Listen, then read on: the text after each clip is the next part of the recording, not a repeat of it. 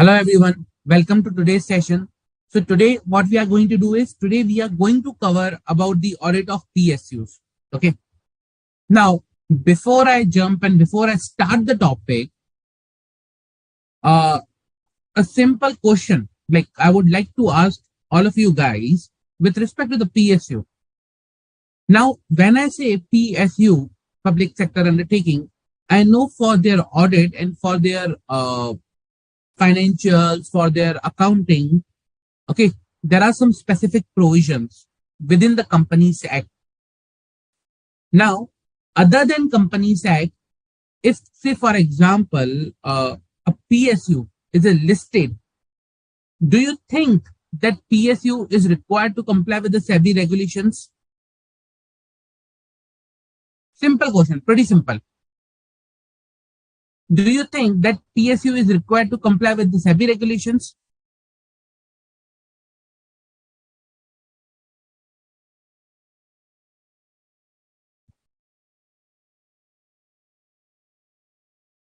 So the purpose of this question is to understand that okay, which all regulations are applicable to a particular PSU, okay, when we are auditing, so that at the time of auditing we can understand what is the laws and regulations which are applicable to that particular entity, okay, and which are the financial reporting framework and the requirements from where they are flowing. That is a very important point to understand. Okay, good Janvi. Okay, good Ravindra and Amrita. Thank you. So yes, if the particular entity is listed, SEBI listing regulations will be applicable to them. Okay, so there is no any exemption or something like that which is available to a PSU as of now. Now coming to our first question for the today, which again is on the appropriate applications of the regulation to the PSU. So the question is, after getting incorporated in financial year 22-23, Board of Directors of Jan Shakti Solar Corporation Limited appointed Mr. Sundar as their first auditor within 30 days of incorporation of the company. The company was floated by state government and a private equity fund, where the state government had 75% of equity stake. Mr. Sundar accepted the appointment within 15 days of being proposed of appointed by the directors. After the end of the financial year, state government, when went through the document related to the appointment of an auditor, they objected that the appointment was invalid. Kindly guide Mr. Sundar and the board of directors concerning the appropriate appointment procedure in the current case. So company got incorporated where 75% stake was of state government. After getting incorporated, board of directors within 30 days appointed the auditor. Now at the end of the financial year, state government is objecting the appointment done by the board of directors. You are required to guide what was the correct procedure, whether the board of directors has followed the correct procedures or not, based on the given information, basically. Come on, guys. So based on the given information, what was the correct procedure and whether they have followed it or not. Simple.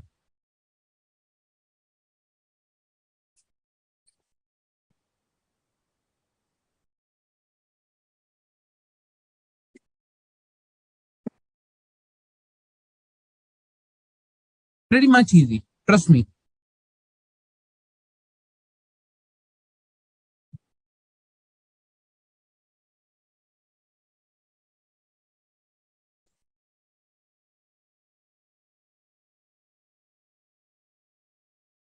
Pretty much easy.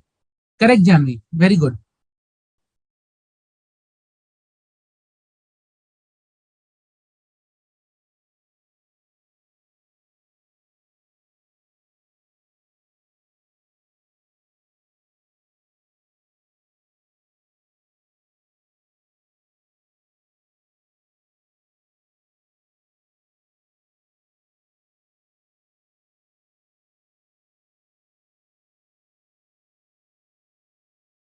Come on, guys, quickly.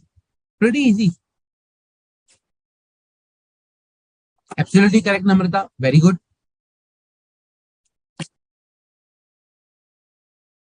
So I already received two correct answers.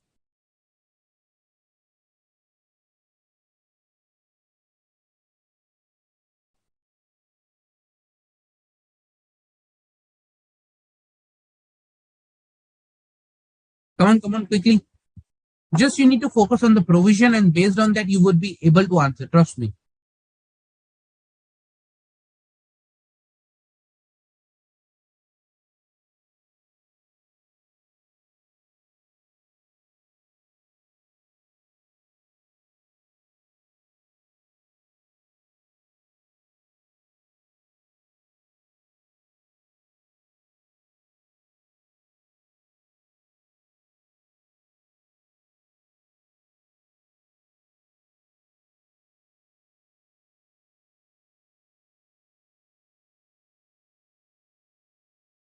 So just focus on the provisions, application of provision, the relevant provision which is there in the current case, and just correlate with the information which is given. So we will be focusing as of now the information which is given in the question, not on the information other than that. There could be a lot of other requirements, but as of now, just focus on the information given in the question.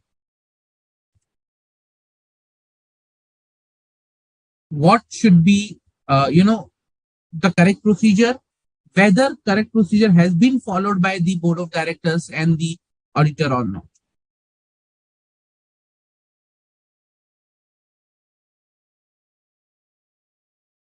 Absolutely correct, Namrata. Very good.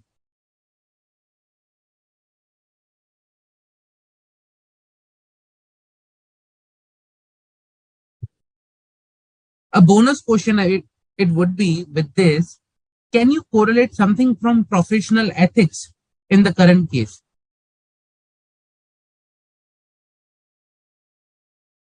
So it will be a bonus question sort of. Can you correlate any of the provision from the professional ethics that could be applicable in the current case?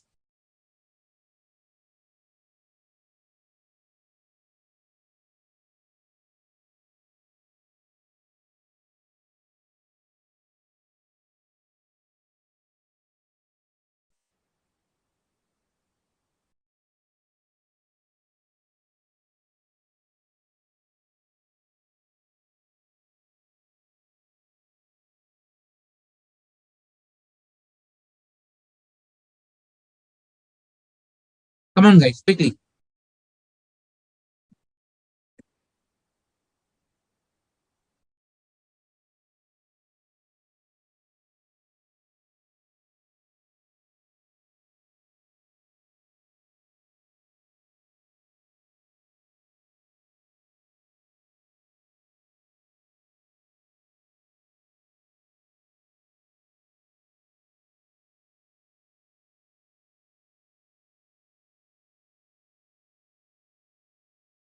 If can you correlate any of the provision from professional ethics topic in the current case based on the given answer that you answers you have given?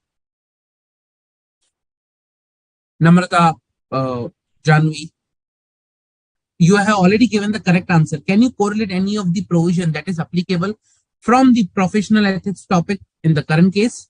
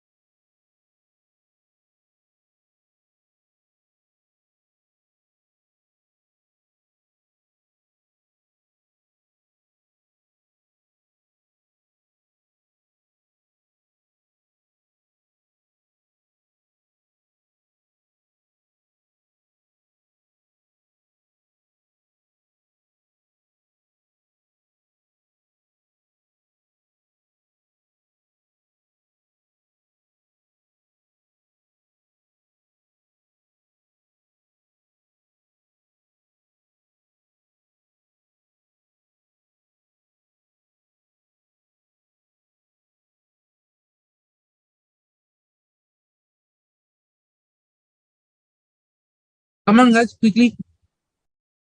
Good, Janvi. Very good. Come on, come on.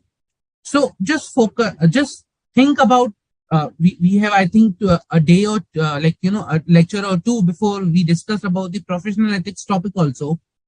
Can you correlate any of the provision from that particular topic which could be applicable in the current case? Any particular clause based on the given question? So just focus on the provision. Like, it's a direct application of the provision. There is no twist and turns in the question. It's direct application of the provision, I would say.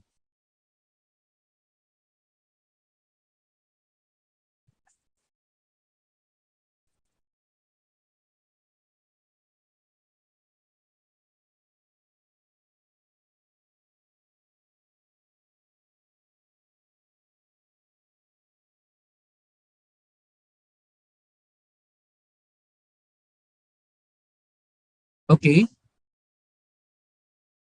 Yes, Janvi, your answer is correct with respect to the uh, provision from the professional ethics.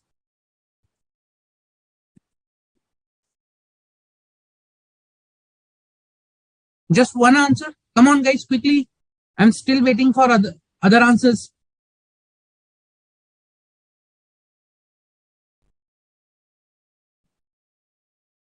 Quickly, quickly.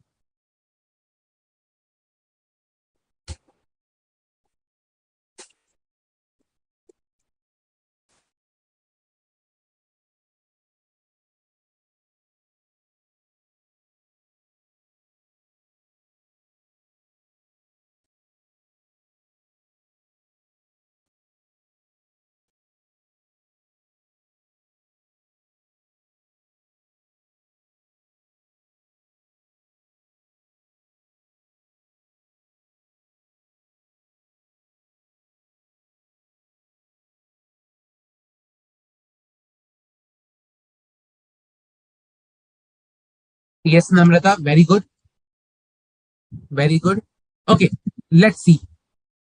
Now, first, let's move to this particular question, and then, we'll see what is the, applicable provision there also. Now, first thing, in this question, we have a PSU where the state government has a 75% stake. Okay. So, state government has a 75% stake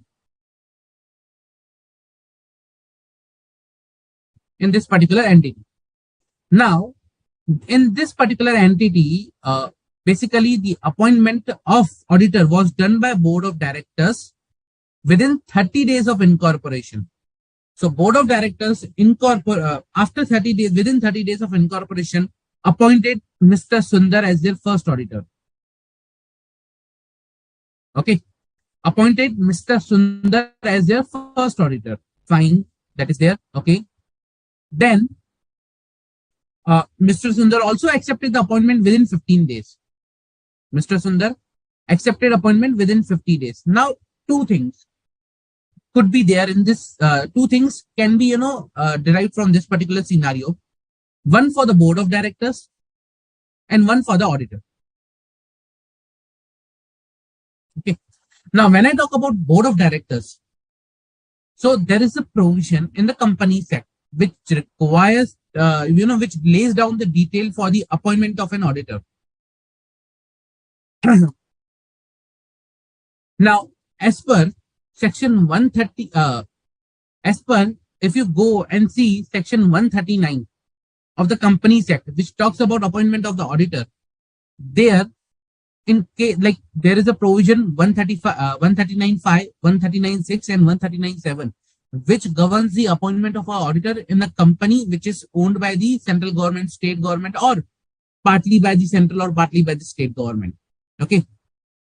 So if you look through the provision itself, the first auditor of the company, okay, the first auditor of the company is required to be, appointed by CNAG within 60 days. So as per the provision, it is required to be appointed by the CNAG within 60 days, but not by the board of directors. Not by the board of directors, but it is required to be appointed by CNAG. Okay, within period of 60 days. Now, if CNAG does not appoint such auditor within the said period, then the board of directors can appoint such auditor within next 30 days. Till that time, it is required to be appointed by a CNAG. So, in case of government company or any other company which is prescribed by the CNAG, prescribed by the central government, in that case, the first auditor is required to be appointed by CNAG within 60 days. That is the provision as of now for 139(7).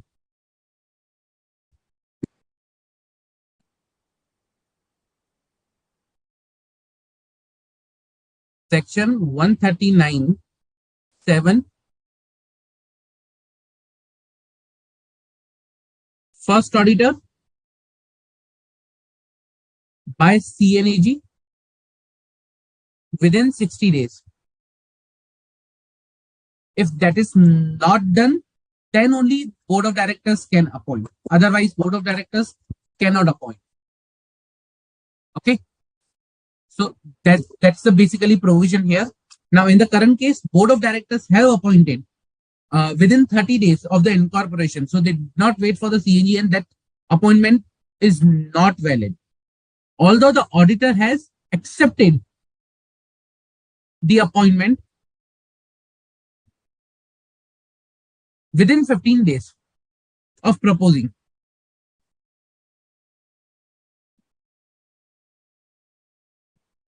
Okay.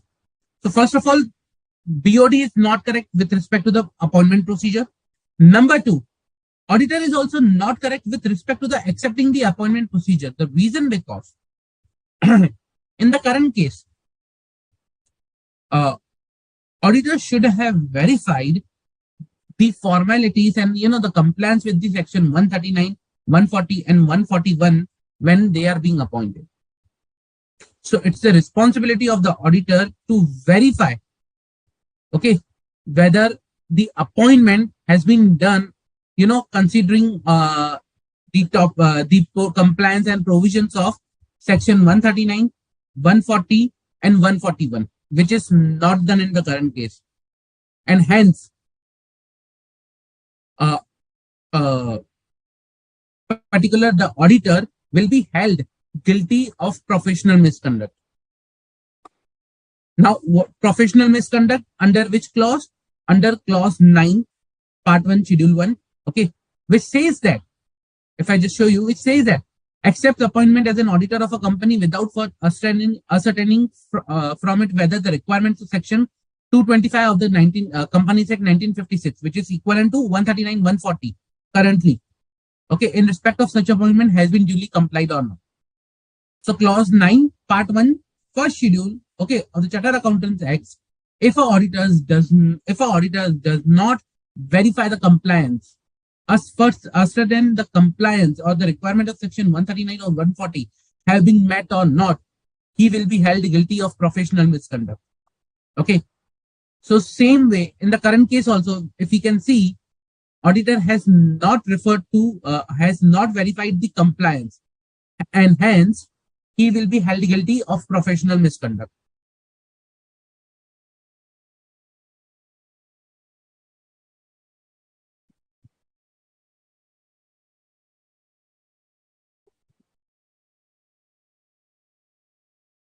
Okay, under clause 9, part 1 of first schedule. So that is the appropriate answer where the board of directors are not valid with respect to the appointment because that is required to be done with the CNA by the CNAG. Number 2, auditor is also not appropriate because he should refer to the provisions of 139 and 140 before getting appointed. Any doubt to this? Any doubt? I think it's a pretty easy and straightforward.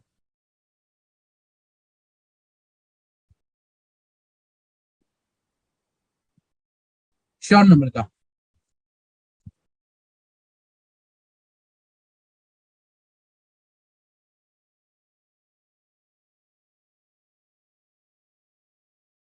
Okay, so yes, when you are writing an exam, better you cover first the definition of government company, wherein you provide the definition. Okay, What is a government company? What is the provision for that? Then you go to the Companies Act, state that requirement of the Companies Act. Then you can talk about the company, what is being done in the current case, and you can give the answer with respect to the point of company. When you're talking from the auditor's point of view, state the provision. Okay, what auditor is required to do as per the provision, what auditor has done, and then you can say, okay, he is guilty of professional misconduct. Now, there is one doubt being asked. What if the BOD also fails to appoint? What if the BOD also fails to appoint? Now, if BOD fails to appoint the auditor, okay, then members of the company can appoint such auditor within 60 days at an extraordinary general meeting. So, first, it is a responsibility of CNAG. If CNAG is not able to appoint, then board of directors within next 30 days. If board of directors are not able to appoint, then it goes to the members of the company and they have a right to appoint within next 60 days at the extraordinary general meeting. And for that, the procedure for the extraordinary general meeting shall be followed. That particular auditor will hold the office till the conclusion of first annual general meeting from that particular extraordinary general meeting. Any doubt?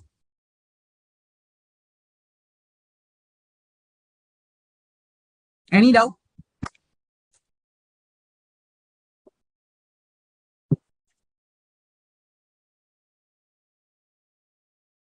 Okay. Now, very good question. Is auditor also required to check section 144, compliance with section 144? What do you think? I'll ask the question to you guys only. Do you think the auditor is required to check with the compliance of section 144 before getting appointed? I know we are going to the topic of the company's audit, but again, being a PSU, same it is applicable to the PSU only. Do you think auditor is required to check the compliance to section 144 before being appointed to the position of the auditor?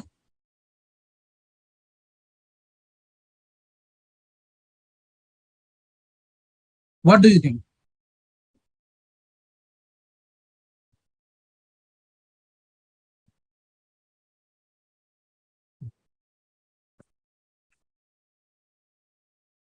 I know I am required to check the compliance of 139. I know I am required to check the compliance of 140 or 141. Whether I am required to check the compliance of 144, section 144 of the Companies Act.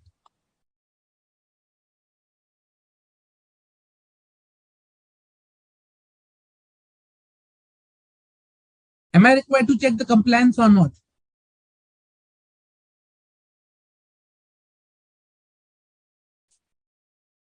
Okay, good, Namrata. And can you tell me how? Good, Ravindra.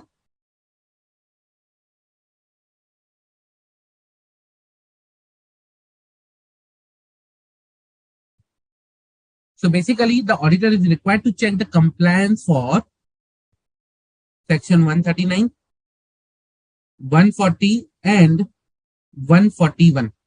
Now the question comes is, where it is 144? Okay. If you read the provisions of section 141, okay, provisions of section 141.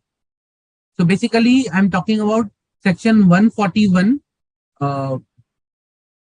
clause 3, subsection 3, then clause DI, okay, clause D, subclause I.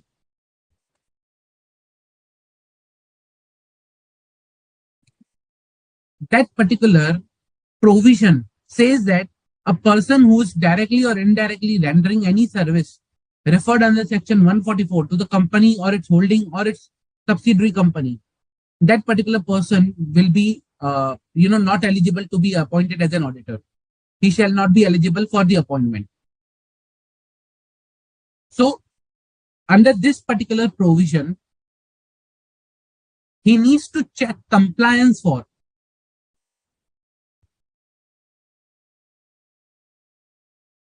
Section 144.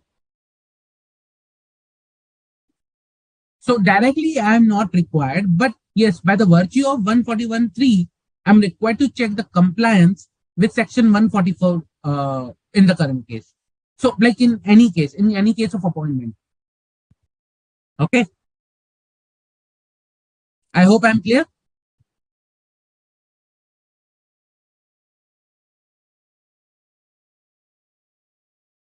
So remember there was a provision which was talking about whether directly or indirectly rendering services to the company, its holding, its subsidiary. Okay. Now in that case, if that is a scenario, which is one of the criteria for the eligibility criteria under section 141, yes, we are required to check with the compliance of 144. Are we whether providing any services which are covered by 144 and we are providing directly or indirectly to the company holding on subsidiary? Any doubt?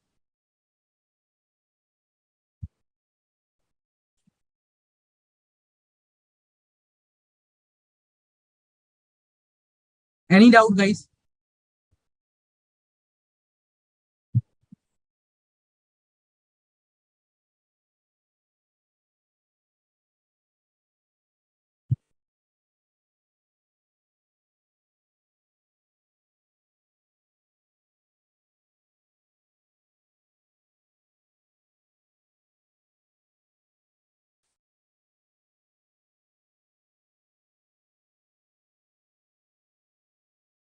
No?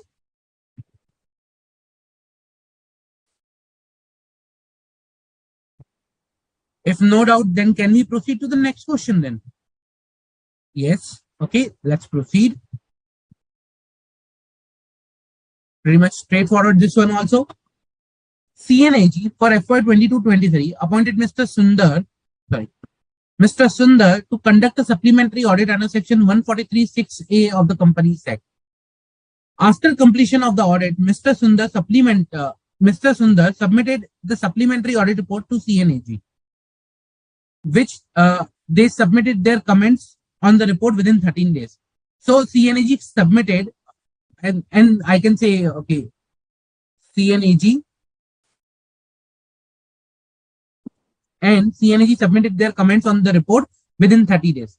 Mr. Sundar documented the comments and did not disclose them to anyone in the entity as it was part of the audit documentation and the property of the auditor. Kindly guide Mr. Sundar in the current case. So Mr. Sundar was asked to conduct the supplementary audit. He conducted the supplementary audit and CNAG submitted their comments within 30 days. Now those comments were not disclosed by Mr. Sundar to anyone in the entity because Mr. Sundar was saying that this is a part of the audit documentation and the property of Mr. Sundar and he is not required to disclose. Kindly guide in the current case. So what do you think? Is Mr. Sundar required to disclose or it's a part of audit documentation?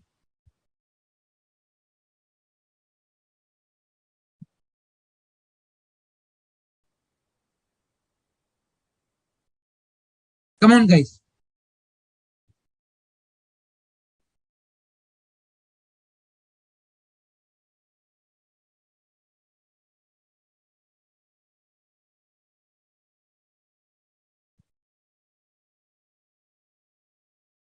What do you think?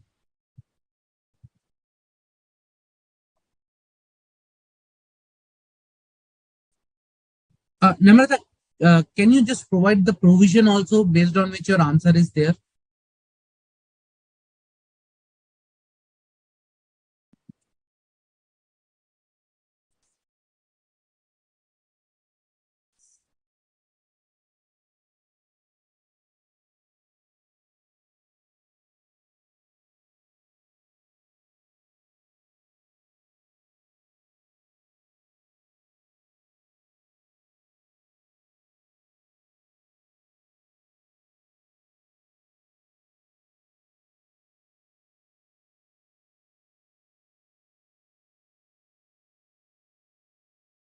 Quickly, guys.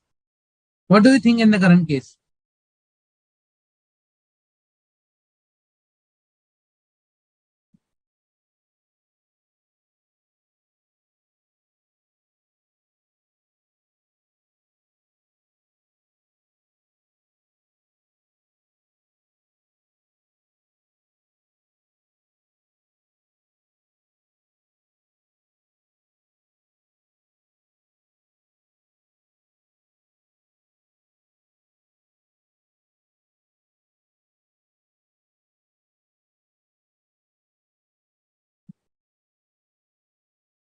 I would say just you need to again apply the provision. It's a direct one. Absolutely correct, Ravindra. Good. Absolutely correct, Janvi. Very good.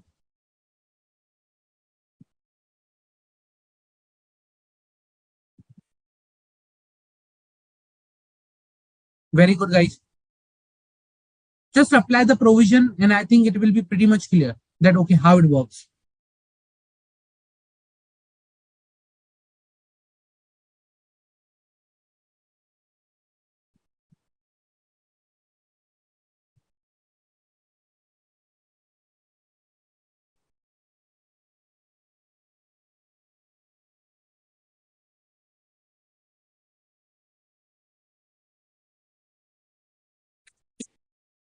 Sorry.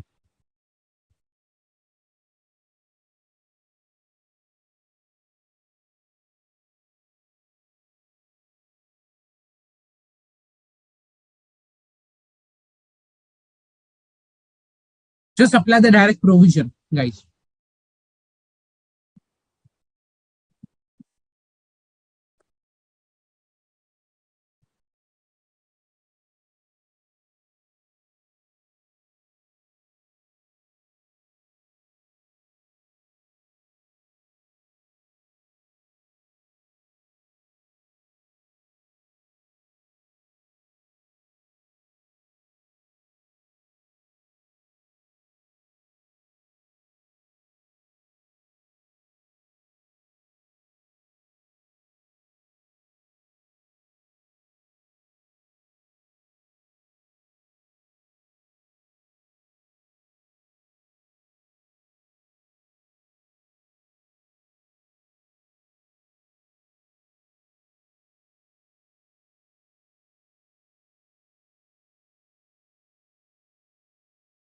Quickly, guys. Just apply the direct provision. Yes, Namrata, you have to refer to the recorded session also, because in that session I have discussed in detail each and every provision. Okay, which with respect to the PSU audit. Here I will be covering again the practicals and the more from the practical side. Plus, I will be showing you some of the uh, public audit reports, audit done by the CNAG for your understanding and for your clarifications.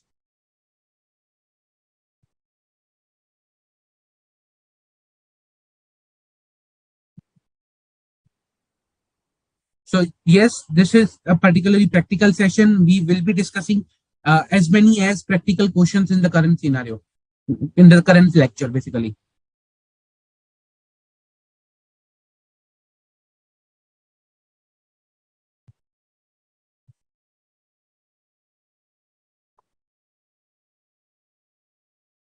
Okay.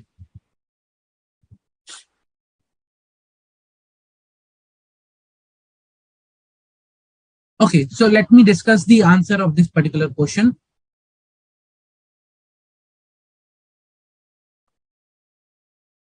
Now, 143.6 requires that CNAG can order a supplementary audit in case of companies which are there, like companies which are covered under section 5, subsection 5 or subsection 7 of section 139. Okay. Now, once a supplementary audit is conducted, then CNAG may comment upon such audit report, just such a supplementary audit report. Once CNAG comments upon such audit report, supplementary audit report, okay, then the comments provided by the CNAG, okay, along with the audit report are required to be sent by the company to every person entitled to the copy of the audited financial statement under section 136, and they are also required to be placed in the annual general meeting of the company along with the audit report in the same manner that the audit report is being placed. So the comments are required to be circulated. So auditor cannot withhold the comments till himself, because they are required to be submitted by the company to each and every person who is required to get the audit report plus the financial statements under section 136. Plus, they are also required to be placed in the AGM the way the audit report is being placed. So it is not only the property of the auditor, although it could be a part of audit documentation, but it's not the property of the auditor. It is required to be circulated. And that particular provision is covered under section 146 or 143 6B, wherein the comments received are to be circulated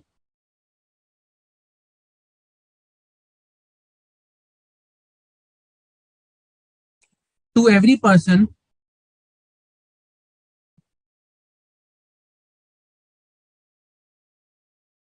who is supposed to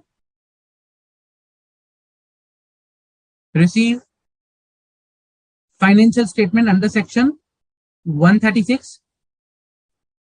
Along with that, the comments are required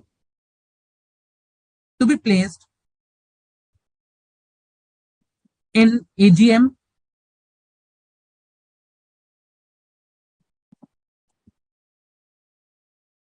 in the manner as audit report is placed. Okay. So 143(6)(b) requires the comments to be placed in the AGM, plus it is required to be circulated by the company. Clear? Any doubt with respect to this? Hence, the auditor is not appropriate by withholding the comments. Any doubt in the current case?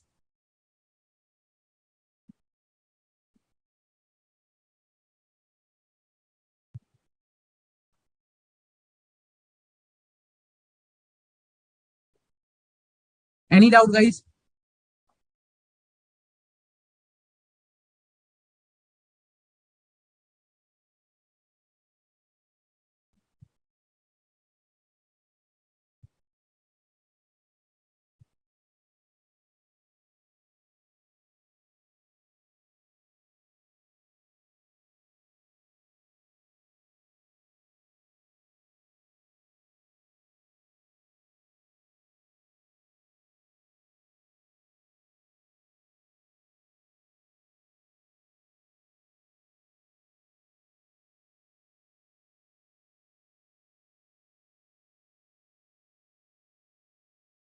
Okay. If no doubts, then let's move forward to the next question. Okay. Now, the next question that I'm going to discuss is on the topic, basically, which is related to the performance audits, compliance audit, and audit which are done.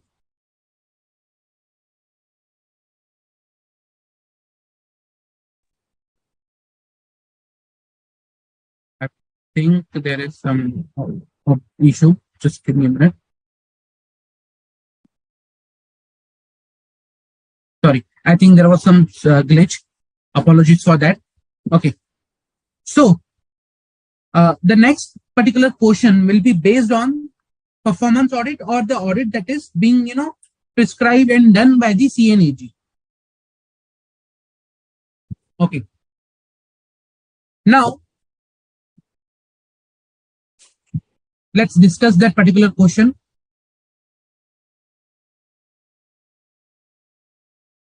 Okay. Let's say, for example, okay, I'll take the same company, that particular company that we are discussing, Ch-13. Okay. Mr. Sundar was appointed by CNAG performance audit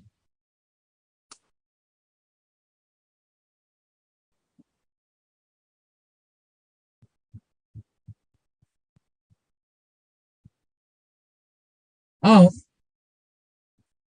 Ch-13 Solar Corporation Limited.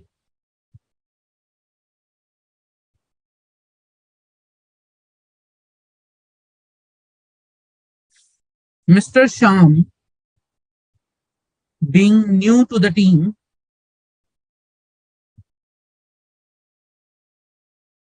is seeking your guidance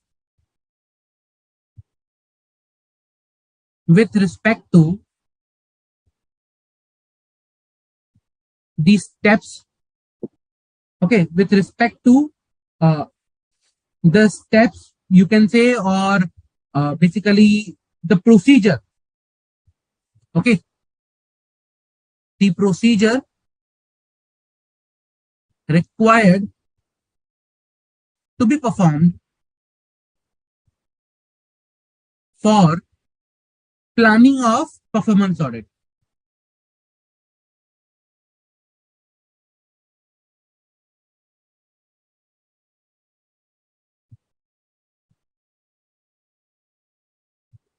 Kindly guide Mr. Sham.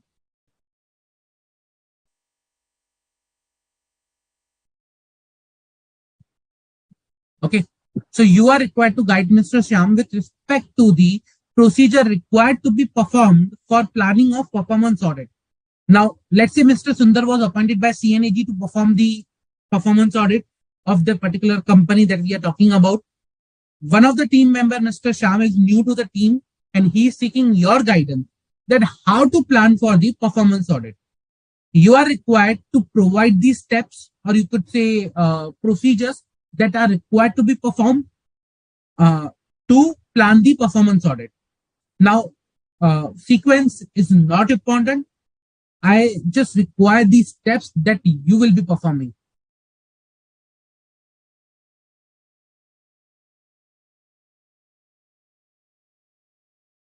Again, sequence is not important.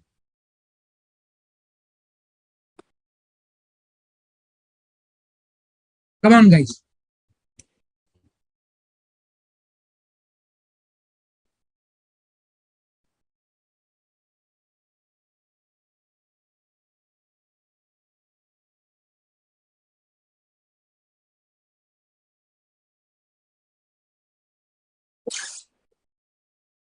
Again, sequence is not important. I just need the procedures or the steps that you will perform basically to plan for the performance audit.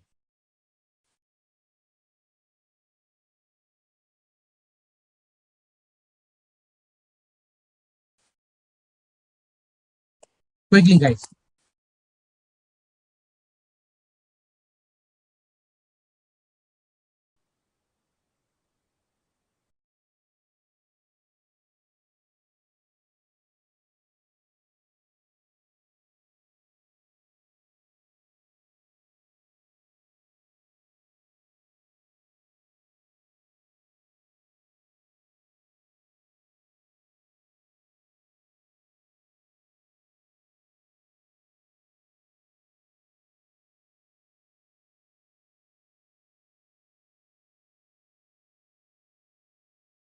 Quickly. And again, sequence is not important.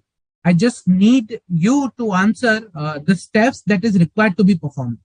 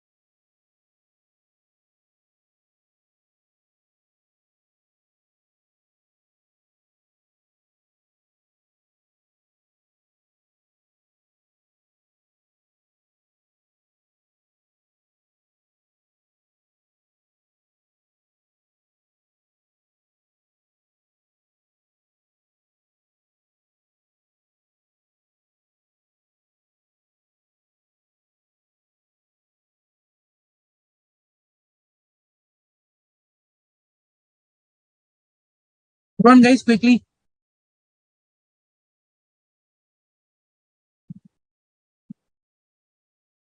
Good, Ravinder. Very good. Good, Janvi.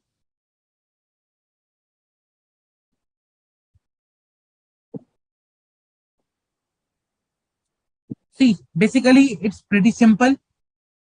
Think from a normal audit point of view, and then think, okay, what could be the difference from the point of view of a performance audit?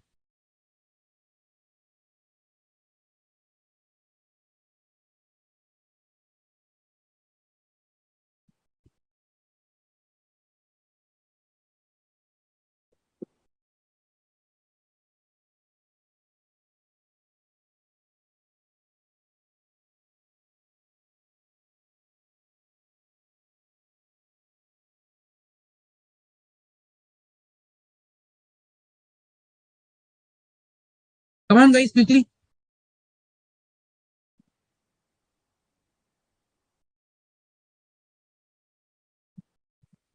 I'll suggest at least try, because once you will try, you will gather the understanding. Okay, once I'll discuss the answer, you will be able to correlate whether my answers are correct or not.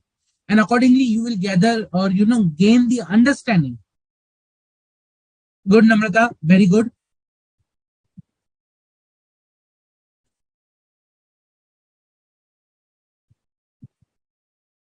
Come on, guys, quickly. So I'm still waiting for more answers.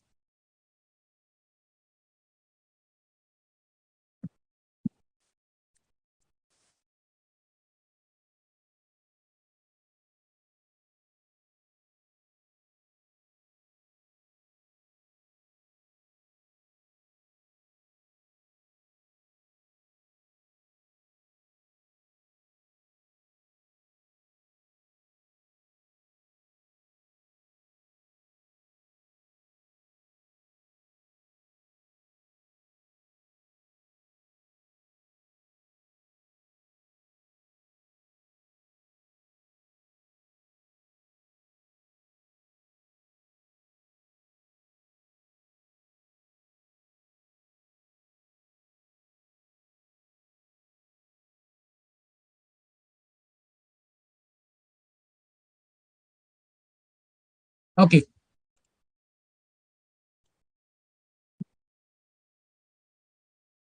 So let's discuss the answer in this particular scenario. Now, when I talk about performance audit, okay, first of all, we need to understand performance audits are being, audit conducted to evaluate the economy, efficiency, and effectiveness of the policies, programs, organizations, and management. Okay, so it's a very, detailed audit wherein you understand what is the, particular economy from that particular policy or program or project which is being there under the purview of performance audit. Basically, it, verifies the accountability of the those charge of governance management. Okay, under performance audit, the goal is to provide improvement areas to them by verifying what is the performance basically. So the underlying thing is verifying the performance of a particular project, plan, or, a policy. So here you could say that, okay, the focus could be on the uh, effectiveness of a policy, or you can say economy. When I say economy, is the, how the project or the policy is being conducted. Now, for that particular area, if I want to plan a performance audit today, what I'm required to do, first of all, I need to understand the entity or the program so that I understand, okay, what is my program, what is the detail I'm looking into, and accordingly I can set the requirements of the performance audit. Okay, what I'm required to validate, what I'm required to see here, what is applicable to me, what is the scope, understanding the entity and its environment. Same way, understanding the entity and the project. That will be the first step in the planning of performance audit.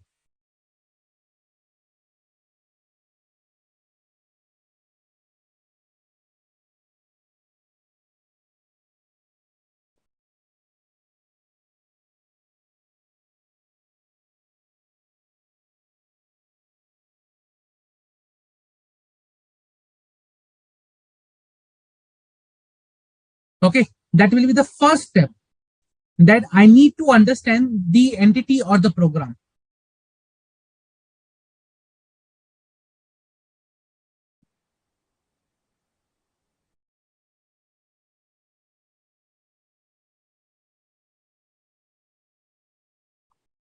Okay, the next step, that will be, I, after understanding the entity or the program, I need to define what is the objective and the scope of this particular audit. Okay, I understood the particular entity. Let's say Jan Shakti Solar Power Corporation Limited. Okay, again, this is the name which I have made up.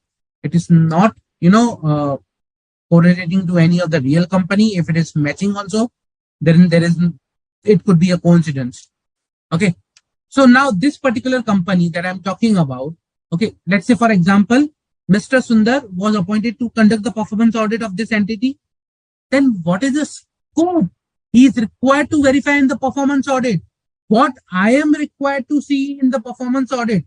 Okay, that is first I need to understand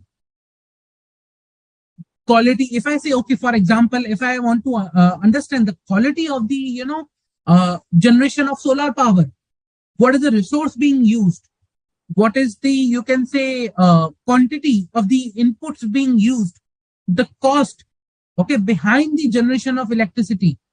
If that is a part I need to verify, then I need to define, at the planning stage only. So accordingly, I need to understand what is the objective or the scope of the audit. So defining the objective / scope of audit.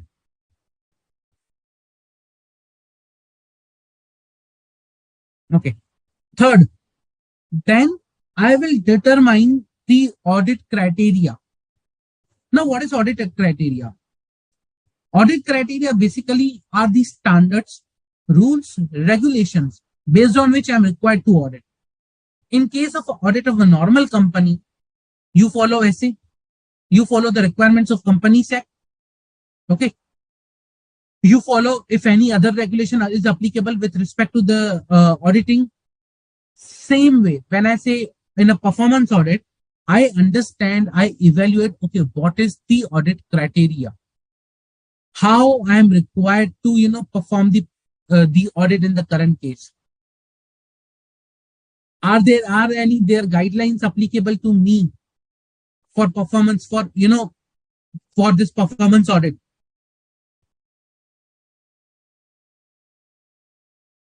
So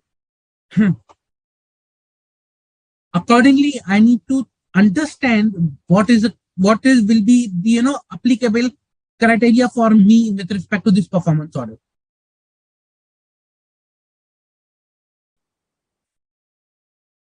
Okay, very important one. Okay, because based on this only, you will be able to, plan your going forward audit. Unless and until I'm not aware how and which are the regulations which are applicable to me for conducting the audit, how will I actually, conduct the audit? Deciding the audit approach, that okay, how and in what way I'm going to do the audit, more of control based, more of substantive. I'm required to conduct inquiries. I'm required to conduct, analysis procedures, case studies. What I am required to check in performance audits.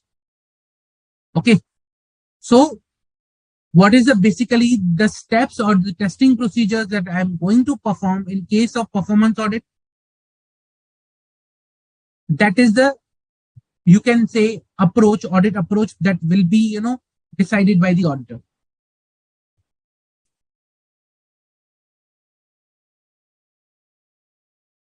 So third was determining audit criteria. Fourth was deciding audit approach.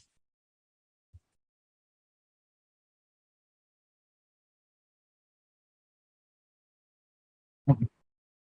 Then the next step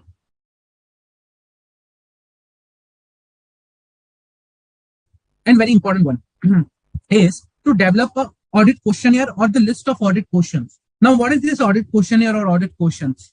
So audit questionnaire or audit question is something that, helps you to identify more information about the entity. It helps you to, gather more information about the policy, program, or whatever your scope is. So these questions are targeted toward the scope, which will help you to gather more information. And based on that information, you will be taking all this decision. Okay, the going forward decisions. So deciding the or developing the audit questions.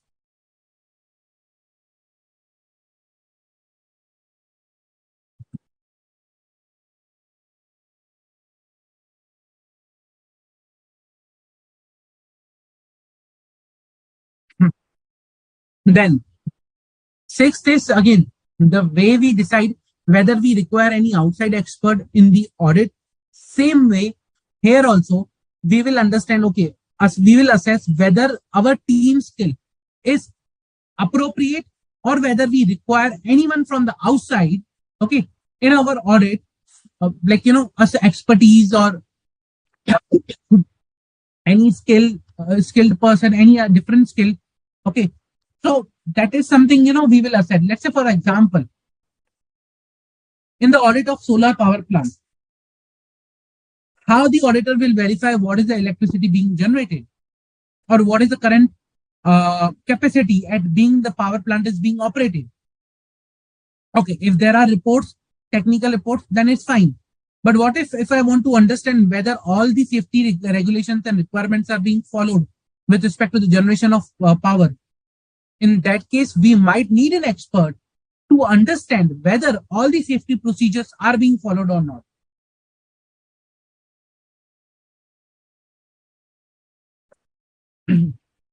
Okay, so assessing the audit team skills, whether outside expert is required on accordingly.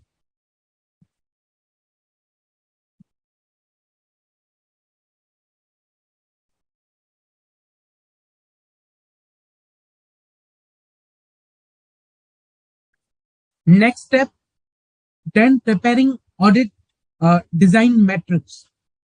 Now, what is this audit design metrics? Basically, when I talk about audit design metrics, it's a kind of combination of the questions, audit questions you have prepared, the audit criteria till now you have decided, and the evidence or the method, data method you will adopt, okay, to collect or to, get that detail. So that is something audit design metrics. It highlights or it, correlates all the information you have gathered till now into a one matrix. And when I call a matrix, you can say, correlating all the information in a simple way. So preparing audit design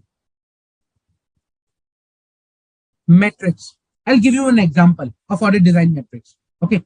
Let's say, for example, my audit objective is to validate whether the cost or resources used, okay, in project are as per approved budget.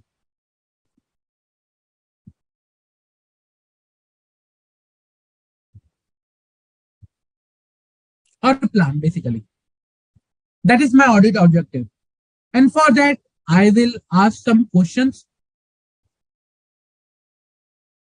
What could be the questions? Okay, what is the approved budget? What is the plan?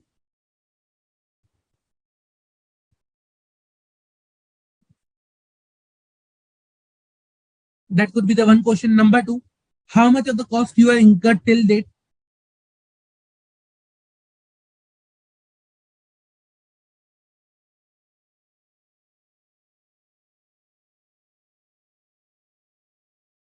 What is the percentage of completion of project?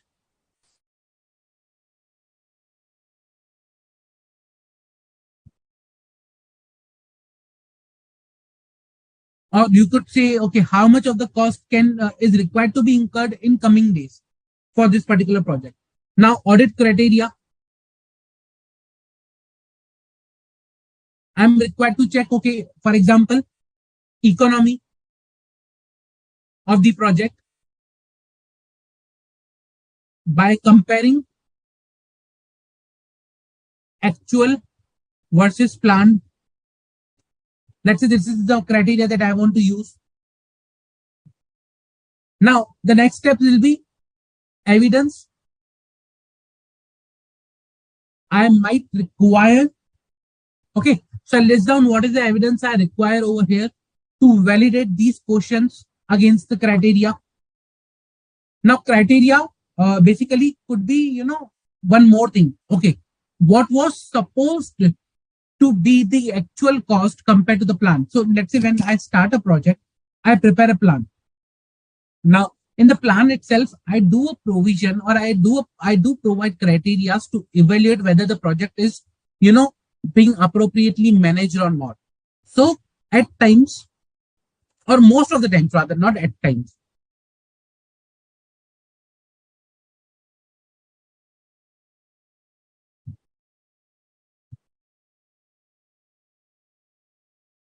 the audit criteria is also the evaluation criteria laid in the policy document or the program document.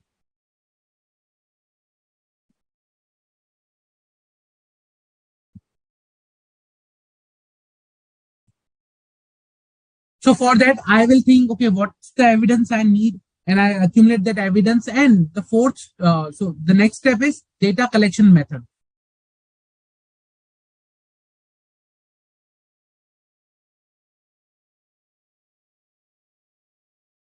How will I collect the data? Inquiry, testing, control analysis, observation, inspection. What is the way that I will perform? What are the things I will perform to collect the data and analysis the data? To collect and perform the analysis of the data. So those methods I need to specify. Once I will specify, that is the complete audit design matrix. From audit objective to the questions to the criteria, from criteria to the evidence, and from evidence to the methodology that I will be using. The complete chain is the audit design matrix, and this is not done for only one step. It is done for all the criteria.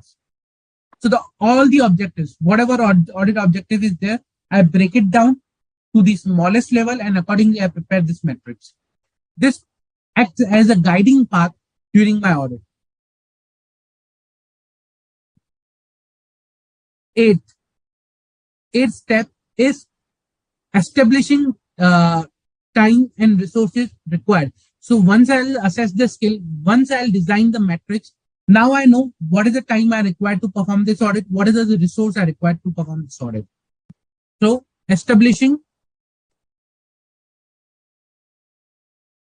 time and resources required.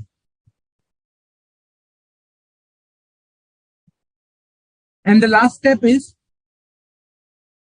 intimating basically the entity or a program about their audit.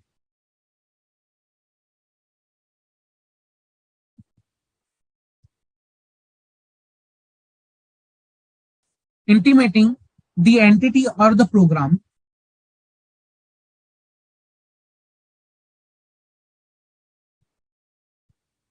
about the audit program. Now, when I say audit program, is not the announcement of the audit, but the timing and the resource that I have planned, the objectives or the things that I will be performing, or whatever the next steps I'm going to perform based on this planning, that is something I'm going to discuss with the entity or whosoever is in charge, and I will provide the details to them. Okay, this is something I'm going to discuss, I'm going to perform in the next coming days. Okay, that is intimating the entity or a program about the audit program. Any doubt till now about these steps? how I'm required to plan a performance audit. Any doubt?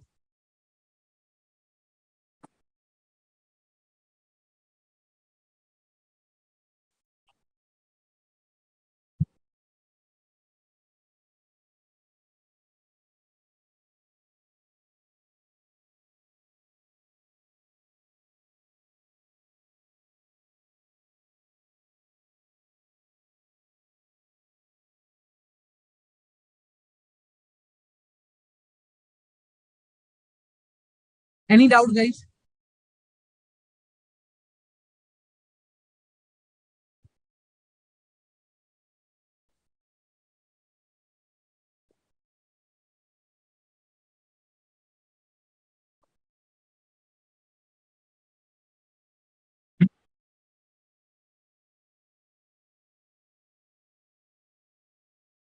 Okay. So the question is, the doubt is here is, what is the difference between audit criteria and audit approach? Okay. Audit criteria is basically the criteria against which you are going to, evaluate the program. Okay. Now, when I talk about audit criteria, basically it is something, like the procedure manuals for the entity. For example, now there was a criteria for the power plant that the power plant should operate at the 45%, at minimum 45% of the capacity. Otherwise, the electricity that will be generated will not be cost efficient. Number two, the power plant should use recycled water. The power plant should not spend more than 30% of its total cost on water. Okay. So something like that, these are the criteria which are there, which may be laid down in the policies, procedure, manual, or the power plant should generate this much of the power, electricity in each month. Okay. To fulfill the requirements. Continuous supply of the power of this much unit or this much, gigawatts or whatever could be the criteria. Now, this is something which is there coming from the policy, manuals, program documents. If that is any of the criteria which is given to evaluate whether the particular program is being operated appropriately or not, that is my criteria, audit criteria. Now, when I talk about audit approach, it could be how I am going to perform the performance audit. See, each of the program, each of the, you could say any entity that is being covered in the performance audit is different. It could be a program, it could be an entity, it could be something different. So each of the performance audit is different, and hence the audit approach that is required for each of the performance audit is also different. Now, when I say audit approach means how I'm going to perform the audit, whether I'm going to perform the analysis, whether I'm going to perform the inquiry, whether I'm going to use the existing data or I'm required to gather new data, whether I'm required to provide survey. Okay. How will I do that? What I will do, that is something the audit approach. I hope I'm clear difference with the audit criteria and audit approach.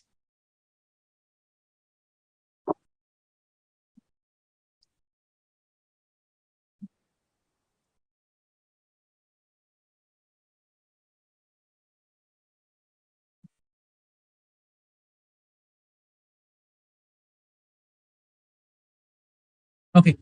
The next question is about audit design metrics. So if you compare all these steps, if you link all these steps, like determining the audit criteria, determining the audit approach, developing the audit question, the objectives with one another. If you link all these steps with one another, that is the audit design metrics. Simple. Linking the dots is the audit design metrics. In nutshell, in summary.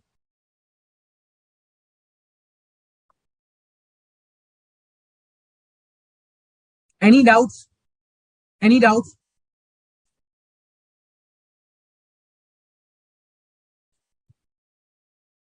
I hope I'm clear.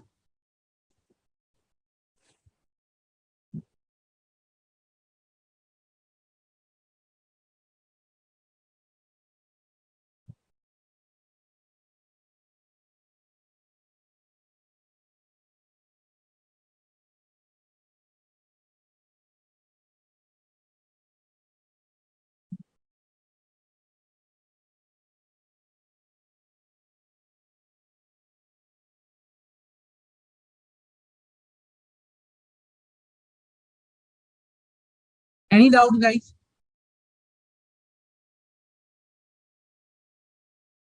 Okay. Now, if no doubt, then I'm going to show you the same whatever we have discussed in the real audit report, the performance audit report being performed by the CNAG.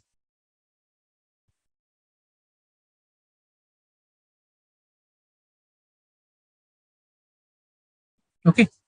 Now, this is the performance audit report that I'm going to share. This is a performance audit report on your screen. Report issued by CNAG on performance audit on drinking water service in a particular state. There is no correlation of whatever state I have chosen. It's just a random report which I have picked from the public data. It's a publicly available data. Okay. Now, this report was issued in 2023 itself. Okay. I'll skip the executive summary as of now. I'll just provide you the details and one by one with respect to the planning. Okay. So first step, understanding the entity or the program. So here they are understanding the organizational structure of whatever department it is there. I'm understanding the department here or org structure to understand the entity.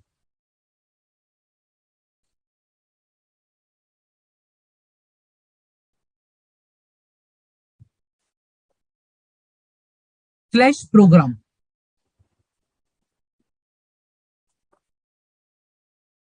That is, understand how how the particular program or the entity is being set up. That is fine. Okay. Again, this is the understanding the entity. Then defining the audit objectives, basically. Objectives and the scope of audit. Defining the objective / scope of audit. Now, if you see, what is the objective of the audit here? The objective is to emphasize the institutional mechanism for implementation of the drinking water programs and scheme was functioning effectively. Funds management was economical and efficient. The implementation of the program and scheme was effective and efficient. Adequate and effective mechanism existed for monitoring and evaluation of the program schemes. Households are satisfied with the drinking water service or not. Okay. Now comes the next part is the audit criteria. What is my audit criteria? Okay. How will I decide whether it was effectively functioning, whether it was efficient, whether it was economical? How will I decide? So I need to compare with something, some criteria. That is the audit criteria. Defining audit criteria.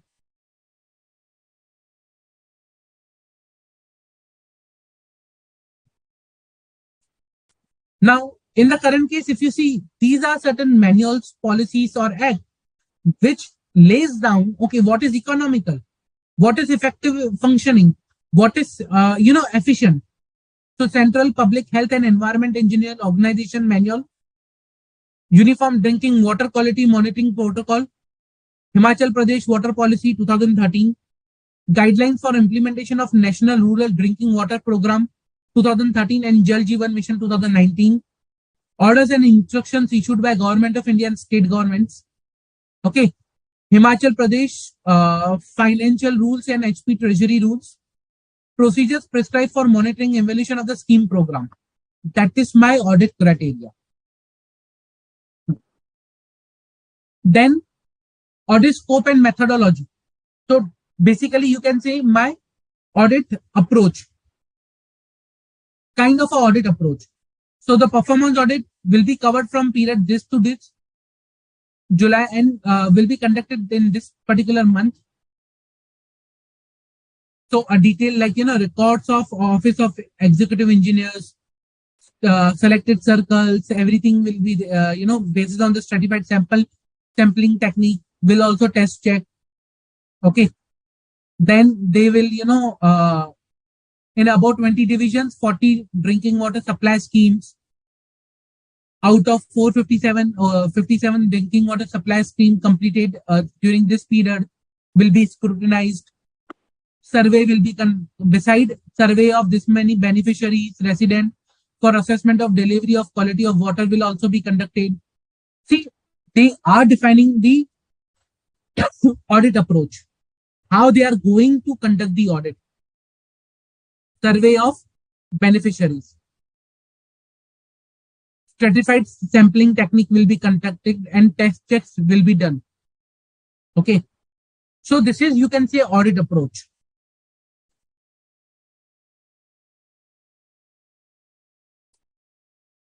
That will be decided.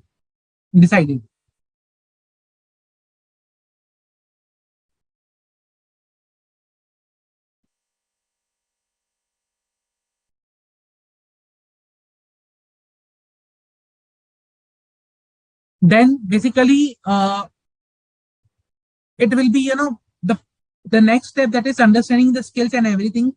That will be, basically an internal site. Okay, they will be documenting in their work papers. Okay, what is the skills of auditing, whether they require any, outside expertise or not. Having the audit design metrics, establishing the timetable of resources, timetable, that is what resources are required, when the audit will be performed. Okay, so that will be the thing. And then basically they will be communicating to the particular entity about the audit. So this is something, how the planning is done with respect to a particular performance audit. Any doubt? I hope you are clear now. Any doubt?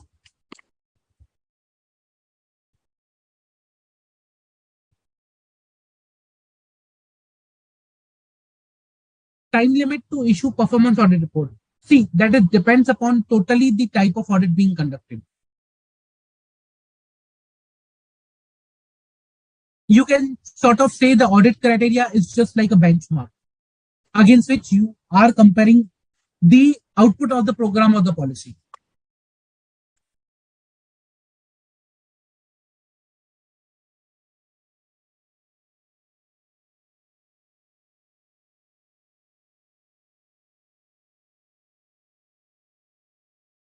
Any doubt, guys? Any doubt till now?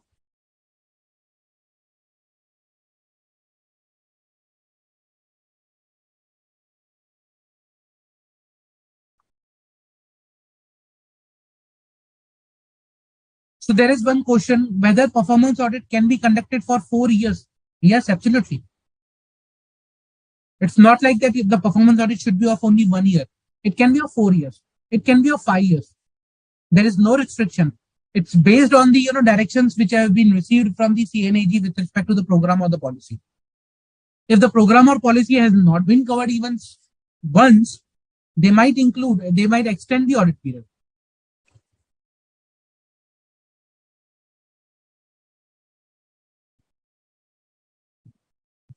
Any doubt, guys? Can you show the audit metrics of this report? Generally, audit metrics are not given in the report. Reason, because that is something part of the audit documentation, which are usually not available in the reports. So audit metrics will not be available in this particular report.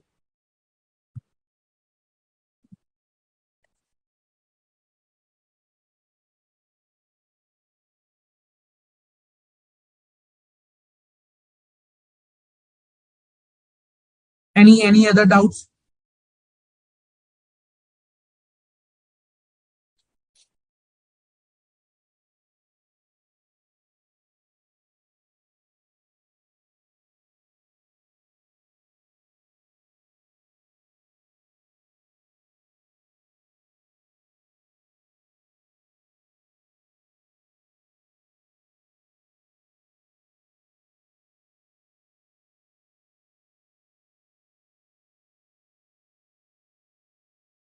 No? Okay. If no further doubts, then let's okay, there is one more doubt with respect to with respect to the audit approach. See, audit approach is just we are defining the audit approach. We are not, performing the audit approach, what is there. Okay. So audit approach or whatever testing is being done, it's done at the later stage.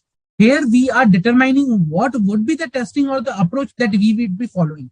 In performance audit, it's not like that you can do only, like control testing, sample testing, and it will be done. No. In performance testing, performance audit, basically, it's more than the financials. It's not only limited to the financials, it's over and above the financials. And accordingly, the audit is required to be decided that, okay, what steps you will be following. Let's say, for example, in the current case, I'll show you just a minute. Okay.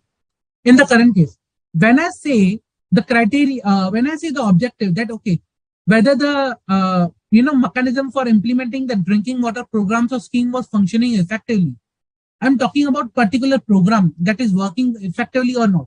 It might include financial, it might be non-financial. Accordingly, I need to design some procedures which can, cater the non-financial things within it. For example, households are satisfied with the drinking water service, the last audit objective. How will you perform this particular, how will you ensure this thing?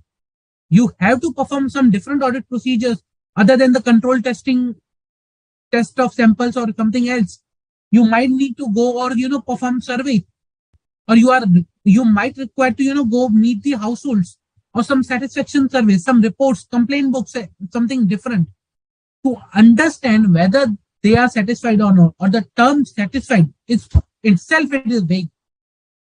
How can you say they are satisfied or not? So there are different ways, different procedures other than the normal audit that you will be performing here. For example, here, that beside a survey of these many beneficiaries or residents of 40 selected completed schemes for assessment of delivery and quality of water service will also be conducted. So a survey will be conducted to understand. And now to conduct a survey, you need to think what I will be asking in the survey. I cannot just go and, ask, okay, are you satisfied or not for the water you are getting? This shouldn't be, the way that the survey should be conducted. I will be designing the questions. What will be, I will be asking. There are ways to conduct survey. I might go personally. I send the survey form to them. A lot of things are there in background to decide the audit procedures. So, right, I might decide the survey, but how to perform even the survey, or when the time of actual performance, what are the things, nitty-gritties, intricacies that is applicable to performance of a survey that is defined at that particular point in time. I hope I'm clear.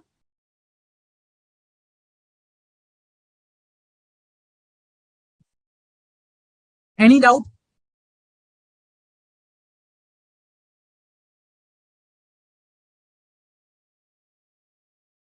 Any doubt till now, guys, with respect to planning of performance audit as of now?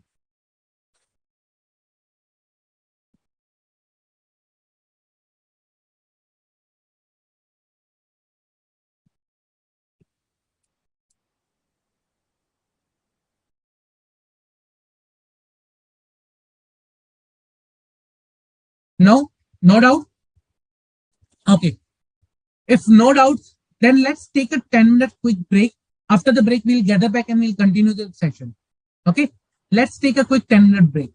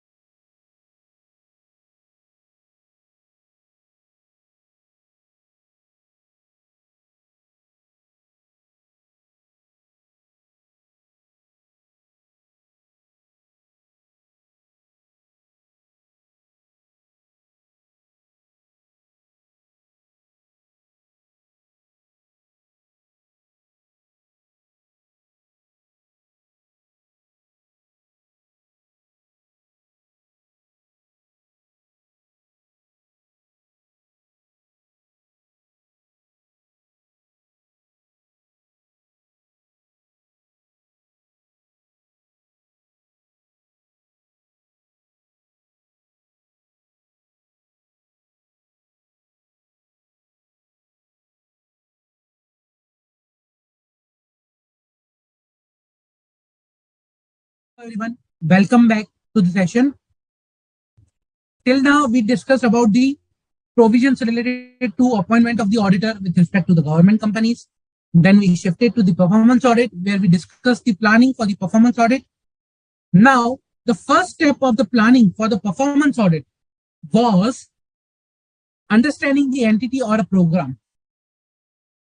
Now, I would like, let's say, for example, you are being appointed as the auditor, okay, for the Jan Shakti Solar Power Limited to, for performance audit.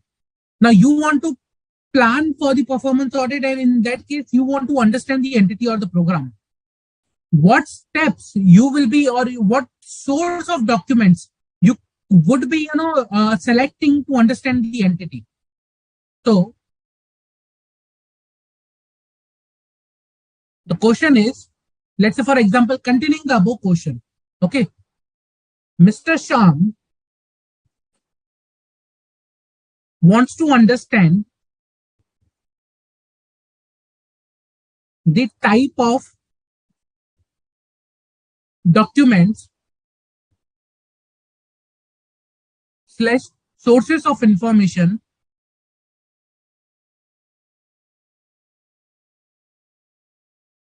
that he can refer or he can use to gather understanding about the entity slash program. Kindly guide Mr. Sham. Okay, you are required to guide Mr. Sham with respect to the source of information or type of documents that he can use to gather understanding about the entity or program in planning the performance audit. So, what could be the source or documents he can refer to? Come on, guys. Pretty easy. We have just now saw one live example. Okay, real life example. You can correlate with that and you can answer.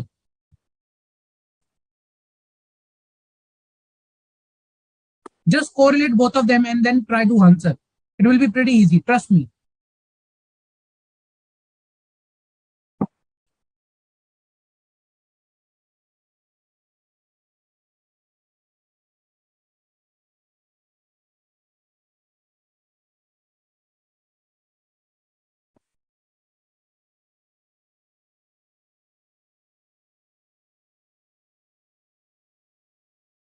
Come on, guys, quickly.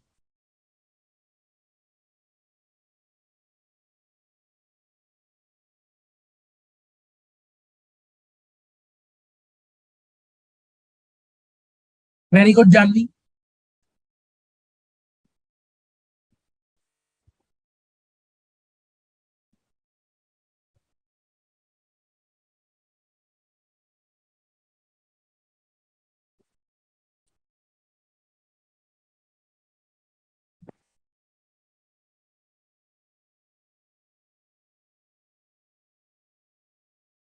Come on.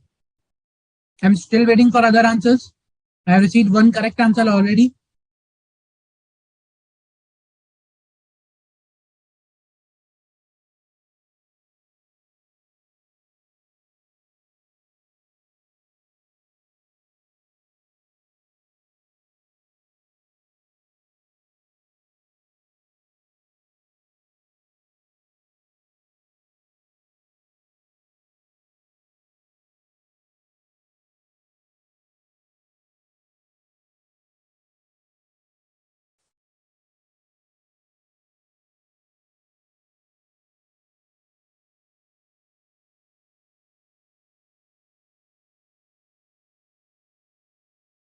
Come on, guys, quickly.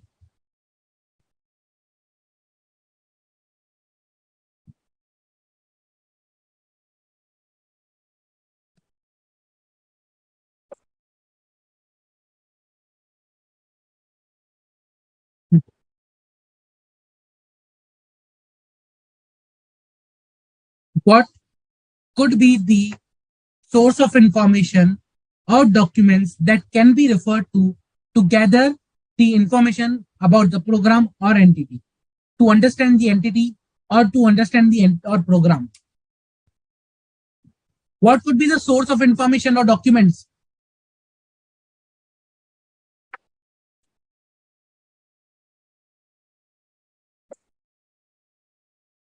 Come on, guys, quickly.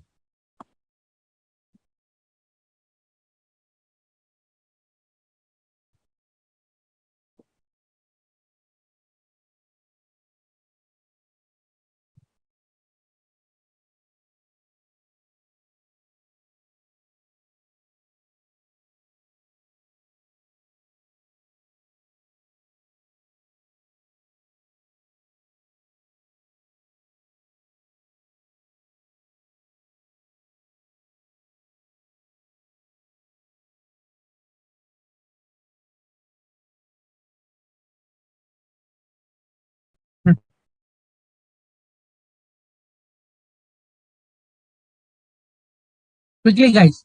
What could be the source of information that I can use?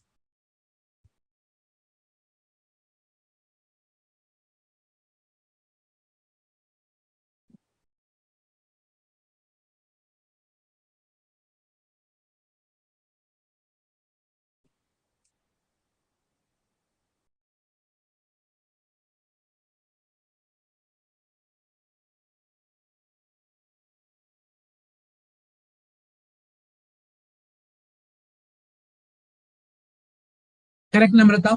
Very good. Come on, guys. Pretty easy. We have already discussed this thing. Okay, try to relate it with the criteria of the audit. So it is something similar to the criteria.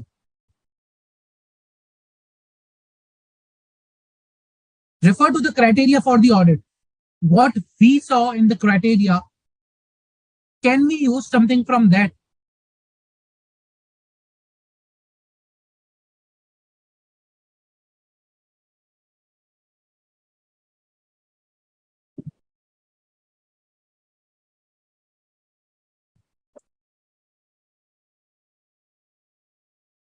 Because based on that only, you will see the things that we are using for the criteria can also be used, okay, in some cases for the source of information. So accordingly, try to answer.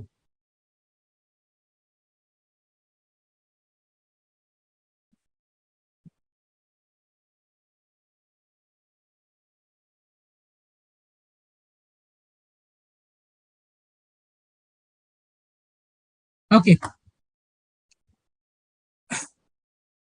let us see and let us discuss this particular answer through the audit report that we were discussing.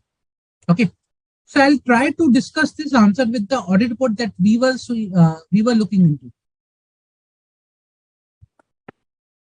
That was the audit report that we were looking, like audit objectives, audit criteria till now. Now, we want to understand what could be the source of information or the document that can be used to understand the entity. Okay, let's go to the planning. Let's go to the, basically institutional mechanism and planning and everything for that. Okay. See over here, what is written? To achieve the coordination and convergence among the state department dealing with the rural drinking water supply, health, education, etc., guidelines of the national, this program stipulate for setting up state waters, this mission under this particular division. Okay. The particular mission or program was to provide operational flexibility to the state for integrating implementation and institutionalizing community participation under rural water programs. So I could understand first thing from here is the baseline is either the document or the program document that is prepared or any such document, which constitutes the entity. Now, in this case,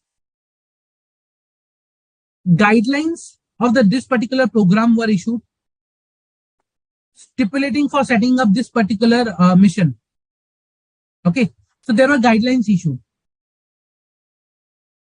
Number two, if we see forward, the state government constituted the SWM as a registered society comprising of chief secretary of the government of this particular government of Himachal Pradesh as a chairperson, secretary, and other members in the particular society. Okay, till here. Okay, so I could understand. Okay, what is the document that is behind here? The state government constituted as a society. So the legal document is available, registered society documents for the mission. Okay. Again, policies are there behind that particular mission.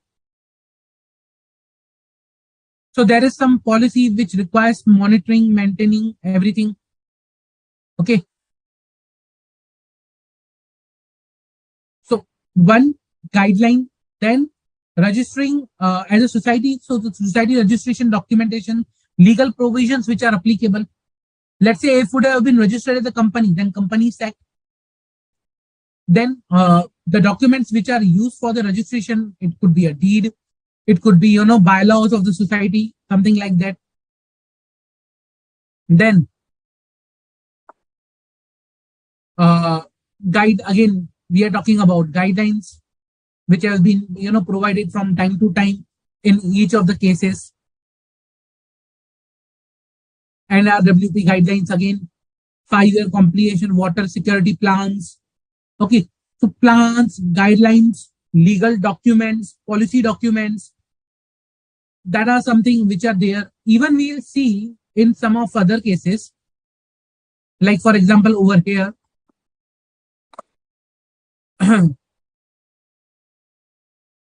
So there is a scheme by NABARD, loan scheme and other schemes which are there. Okay, then details of budget allocation. So budget allocation, expenditure allocation documents are there. Okay, so budgets, documents with respect to that. That is also one of the things from where you can gather the information.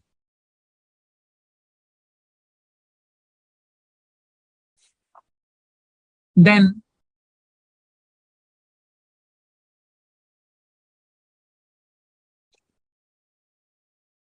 if I show you the more documents or more information, in that case,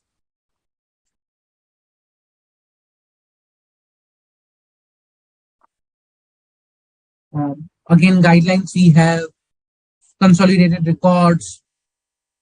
Okay, so these are certain documents which can be used to understand about the entity or program or whatever being done about the within the program itself. So for example, again, the survey which was conducted based on the water supply schemes. So scheme document could be there, the background. Okay, again, so from scheme to scheme, document to document, guidelines, these are certain things which can be used to understand the program. So if I summarize,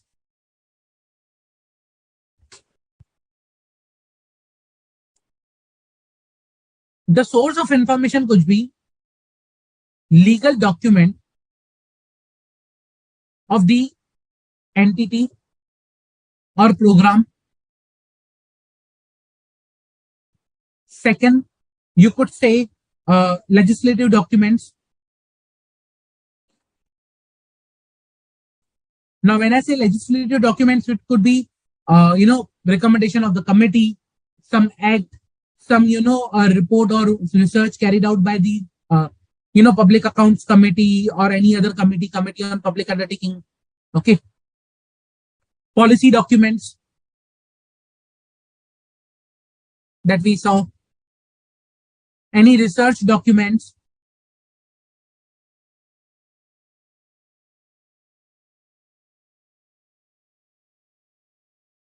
Past audit reports. From there also you can get the details.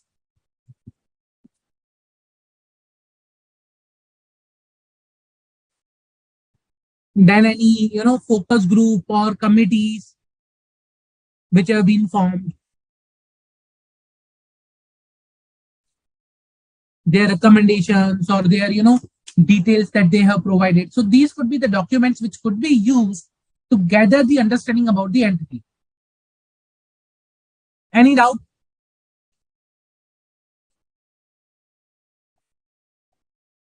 Any doubt?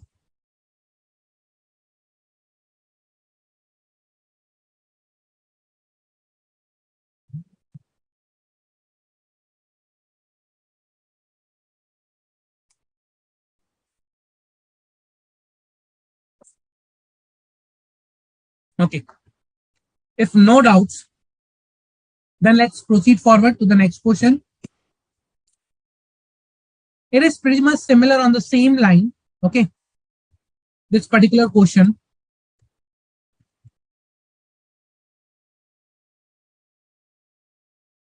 We will be discussing a few concepts with respect to the performance audit only in this question itself.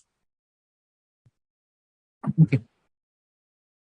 While conducting the performance audit of Ch-13 Solar Corporation Limited, Mr. Sundar, the appointed auditor, planned to test the quantity of resource used and the cost involved in generating the solar powered electricity as compared to the laid plan. Management of the company was of opinion that the auditor of the company was not authorized to verify the cost of the quantity of resource used. Okay, cost and the quantity of resource used. Kindly guide Mr. Sundar with respect to the objective of performance audit. So you need to tell me what are the objectives of the performance audit and whether this is well within the objective or not. So first of all, what are the objectives of performance audit? Three major objectives, you could say.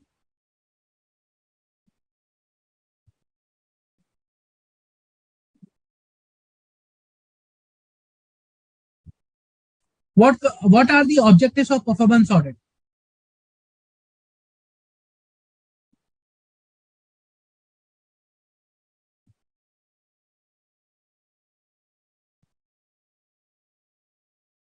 Come on, guys, quickly. We have discussed so much in the performance audit. Now the point is, what is the objective of carrying out the performance audit?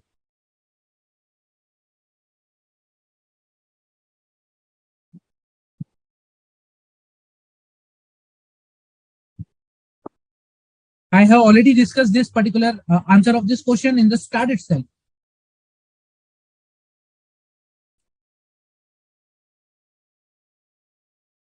Correct, Namrata? Correct, Janvi? Absolutely correct. So the objective of performance audit basically is to evaluate economy, efficiency, and effectiveness. Three things.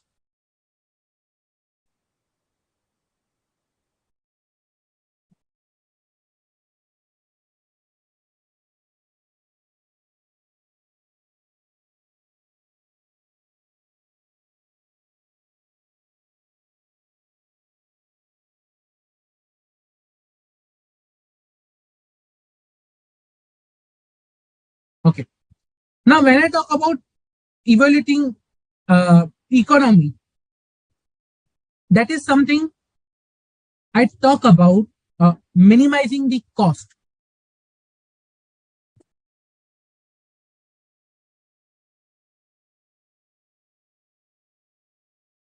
Of the plan, project, activity, whatever it is, minimizing the cost of resource used. Okay. When I talk about efficiency, efficiency is basically, you can say, the input output ratio.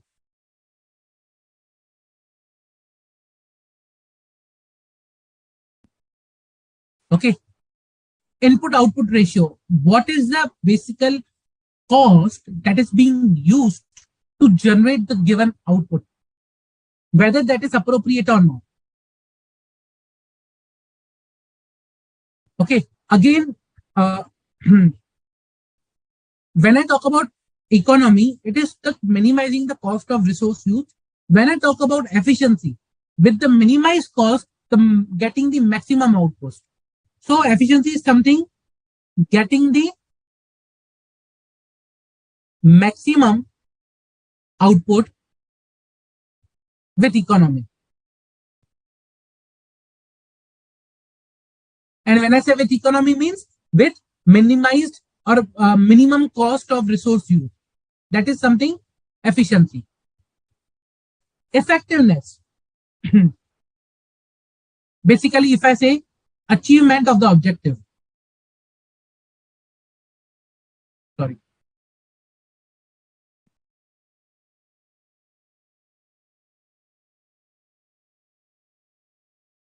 Effectiveness is nothing but achievement of the predefined objective.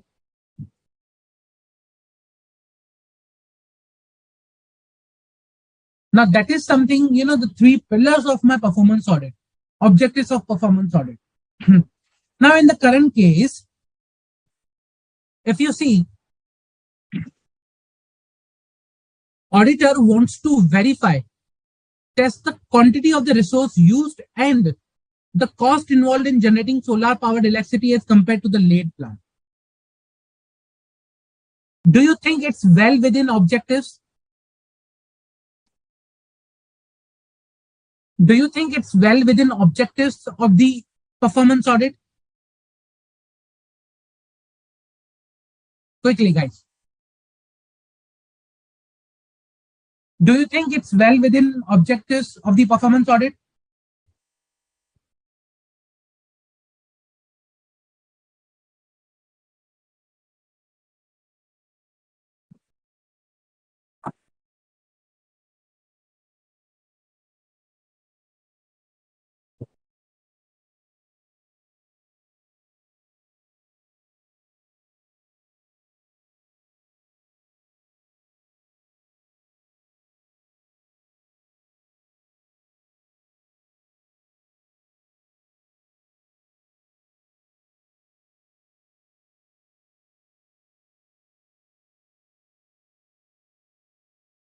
Come on, guys, quickly.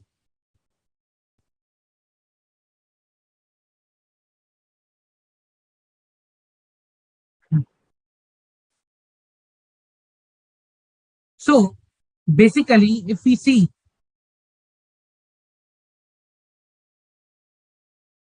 good Namrata, good Manish, correct? Yes, Janvi. So if we see the objective here of the auditor, the objective of the auditor is to test the quantity of resource used as compared to the laid plan and cost involved in generating solar powered electricity as compared to the laid plan. So he wants to see what is the actual cost being incurred, okay, in generation of the solar power electricity as compared to the laid plan. Basically, input output ratio is kind of a mix of efficiency and economy, because when the plan is there, it's based, decided on the basis of the economy. Okay, this is the minimum resource we can, the resources we should use, we should not use more than that. Otherwise, it is not an economy. So if I see a quantity of resource being used more than the budget, that is, going against my economy. Same with the cost also. So here, the basic thing which is being checked is the economy.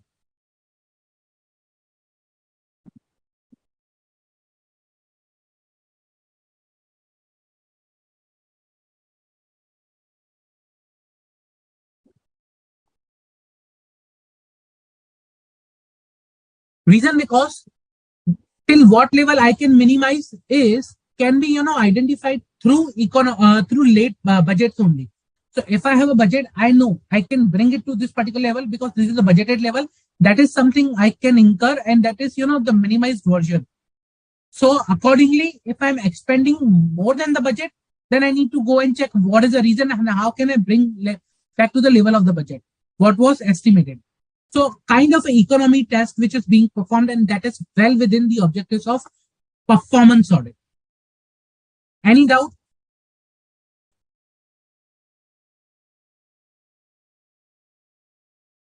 Janvi, with respect to your another type of audit, yes, that is the, it will be there. I am coming to that topic in a while. Okay, but it's a mix of both.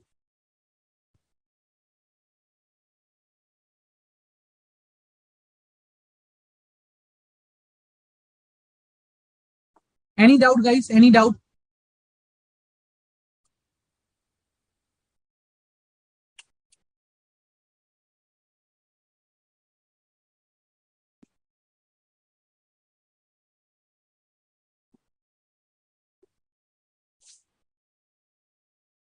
Any doubt?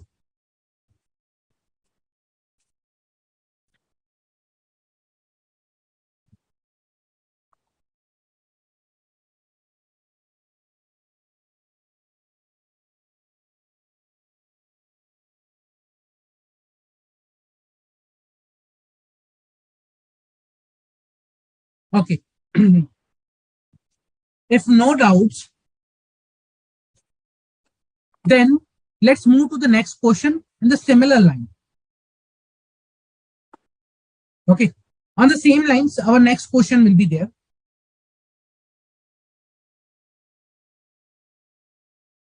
Mr. Sundar was appointed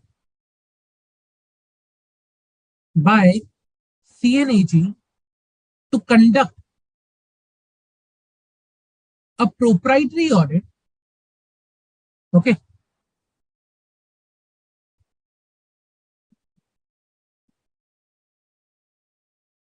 Proprietary audit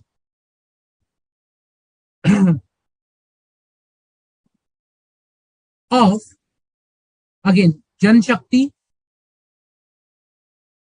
Solar Corporation Limited.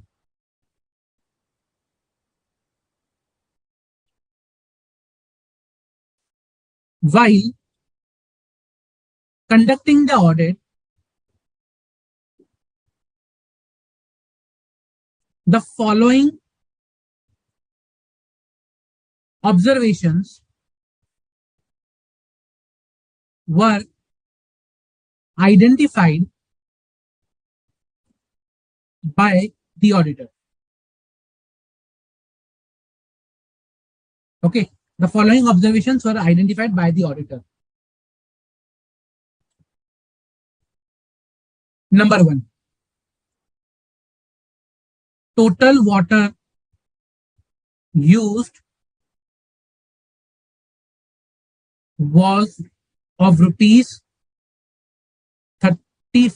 350 crores in a month on an average, compared to the budgeted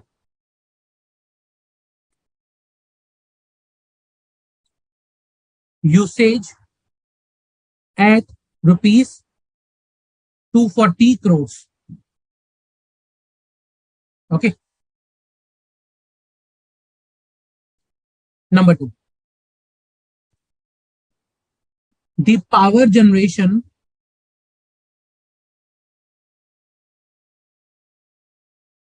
was at an average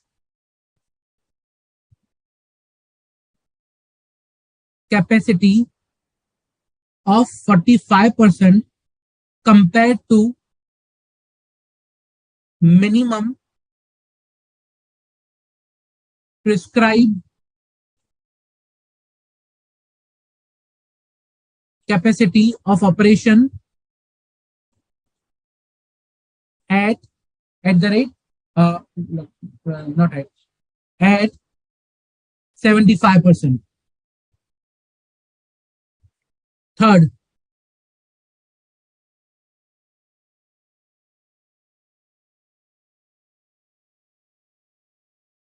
the return on the investment in the budgeted plan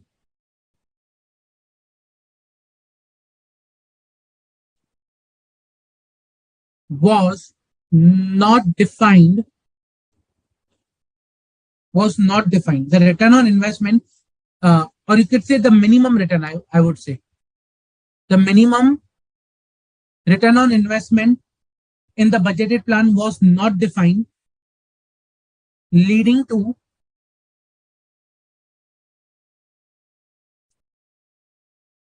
leading to missing audit criteria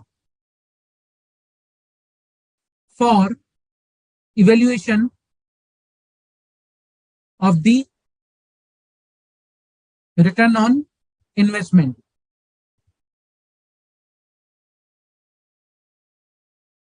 Okay. So the minimum return on investment in the budget plan was not defined. This led to, missing audit criteria for evaluation of the return on investment that was actually the plant was generating. Management of the company was of the opinion that these are not proprietary audit matters. Management of the company was of opinion that these observations are not related to proprietary audit area or proprietary audit basically.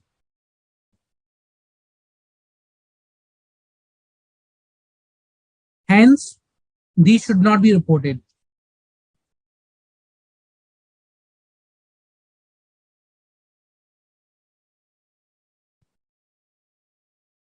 Now, here, question number 1.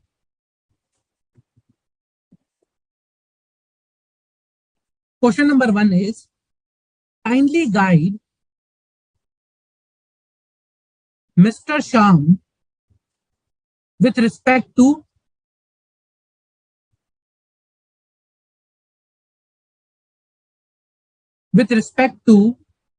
understanding or you can say objectives of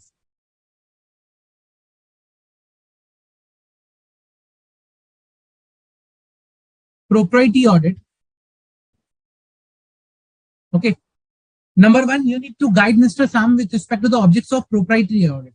So you tell me, what are the objectives of proprietary audit? So if I say, let's say, okay, we saw the objectives of performance audit, efficiency, economy, effectiveness. Then what is the objectives for proprietary audit then?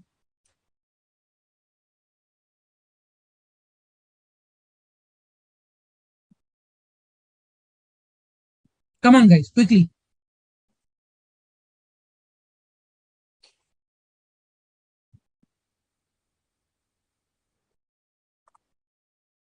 What are the objectives of then proprietary audit?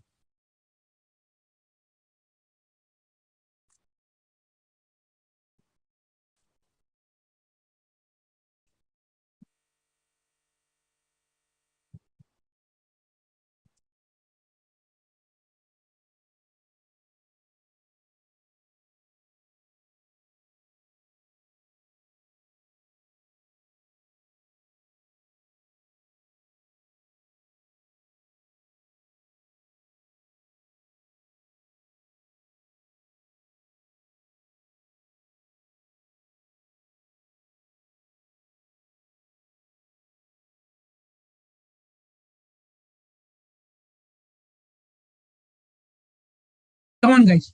What will be the objective of proprietary audit?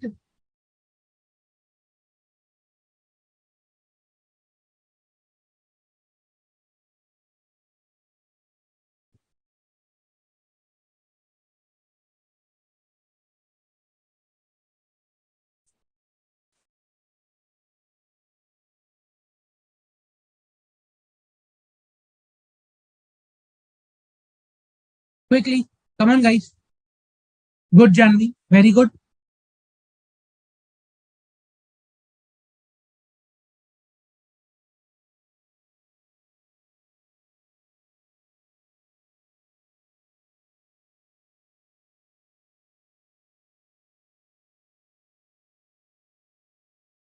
What would be the objective of the proprietary audit?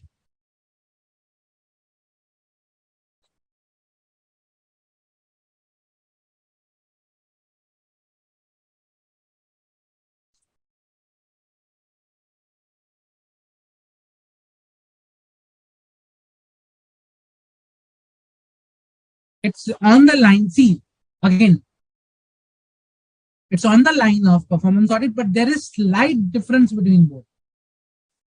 There is something additional, or you can say a different thing in this particular audit.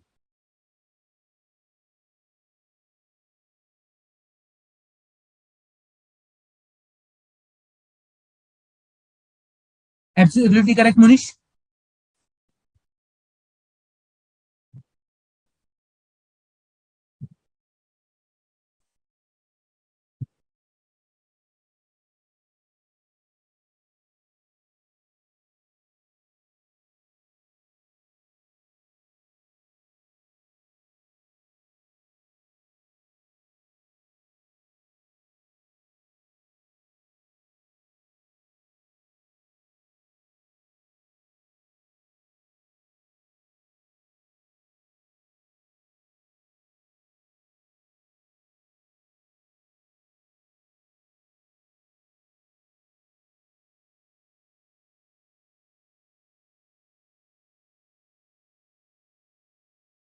Come on, guys, quickly.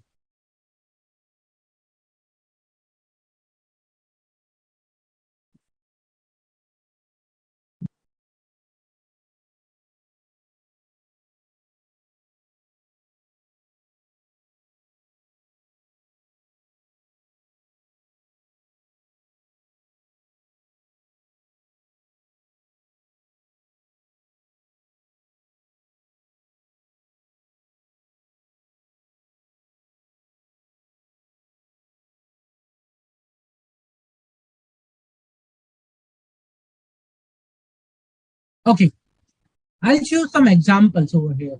Okay, which you can correlate with this particular thing.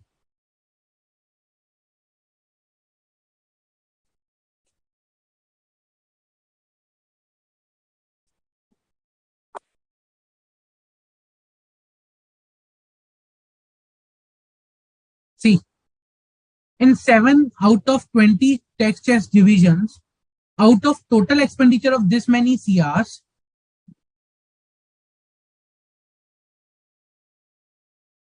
the EE has withdrawn this many crores from the consolidated fund and showed as a final expenditure on 39 water supply schemes, not actually executed and kept amount under deposit head. Of this expenditure, an expenditure of this was crores incurred in the subsequent year for execution of the work, and the balance was lying unspent as on this much August 2021 to February 2022 under deposit head for more than 20 to 18 months. Means there was certain amount which was withdrawn from the consolidated fund but was not actually executed. Okay, and amount was under deposit head. So amount was not used. That was lying unused, lying unspent from August 21 to February 22 for more than 20 to 18 months.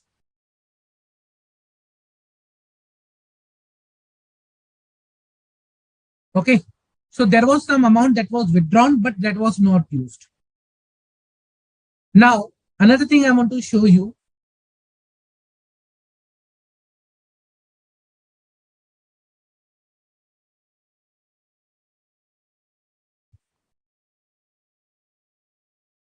Okay.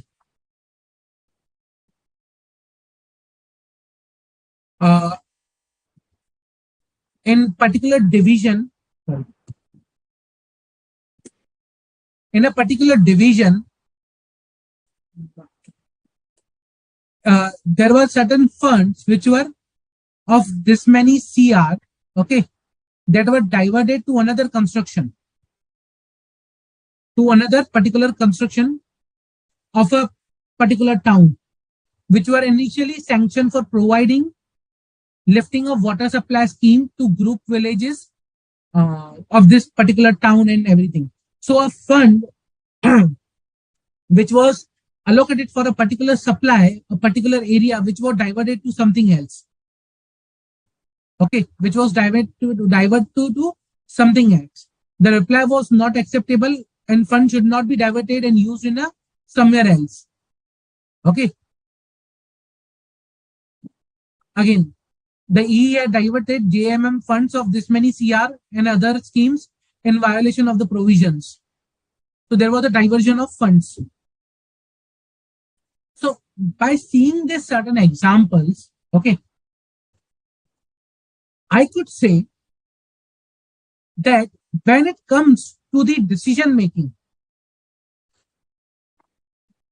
when it comes to the to the public interest, okay, when it comes with respect to the decisions which are being made, whether they are in the interest of public or not, that's something gives the uh, one of the objective of proprietary audit. So when I talk about the objective here, again, I'll classify in three areas. Two being the similar to the performance audit, that is an economy,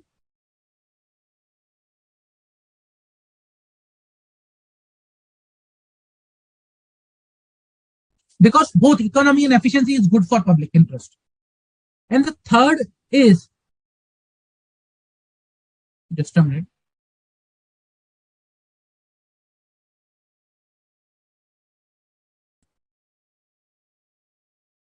Am I audible to you guys?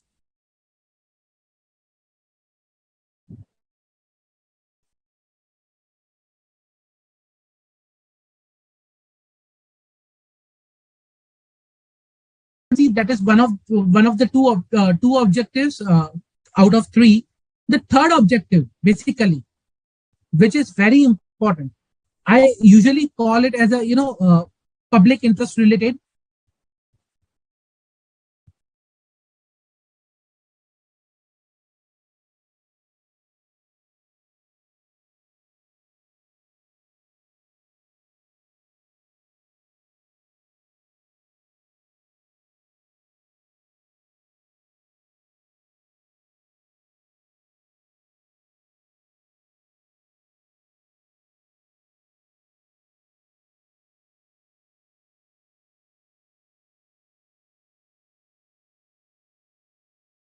Objectives of a proprietary audit is to focus on the economy, the efficiency, and the public interest area, which is talking about the financial prudence and the prevention of waste, minimizing the ratio. Now, when I talk about the financial prudence, is taking the decisions, with respect to in the public interest for the betterment of public finance. Okay, that is something financial prudence, and again, prevention of wastage is something pretty much self-explanatory. So these are the concerns, or these are the objectives which are focused in the proprietary audit. Now, coming to the next part of this particular question, which of the above matters are not related to proprietary audit then? So we saw three matters. Okay, total water usage, which was not as per the budget. Power generation was not appropriate.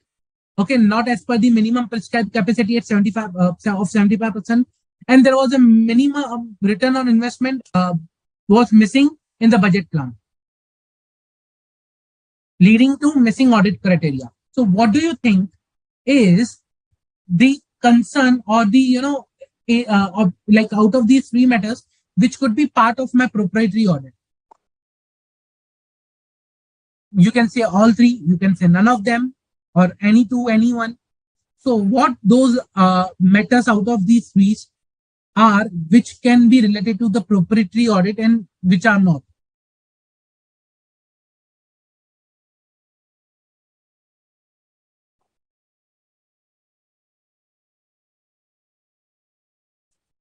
What do you think? Which matters should be covered under the proprietary audit?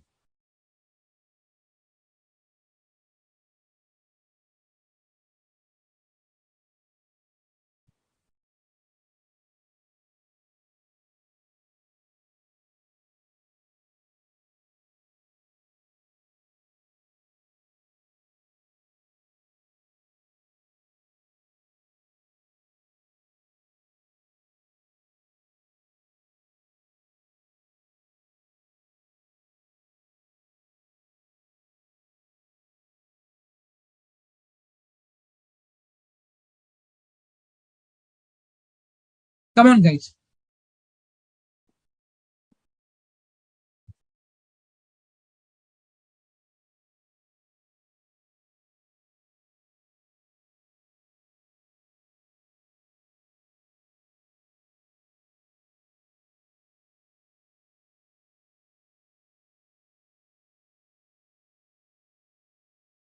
What could be the matters out of these three which can be covered under the proprietary audit or which are not to be covered?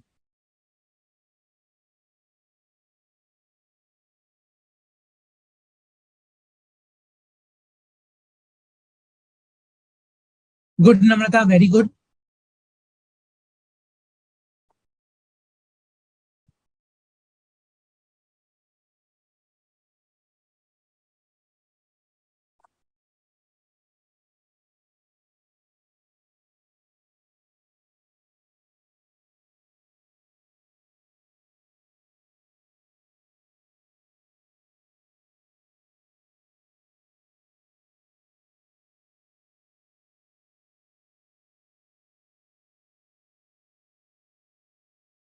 Come on, guys.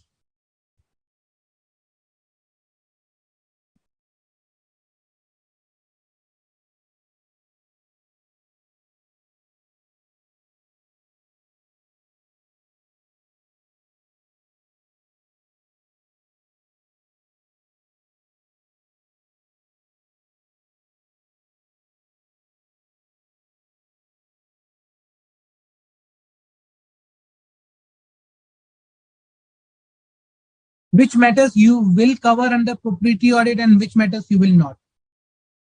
Good, Namrata, very good. I just received only one answer as of now.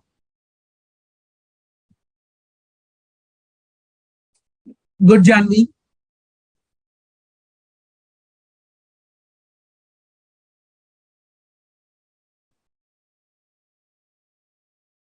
Very good question, Namrata. I'll come to that question in a minute.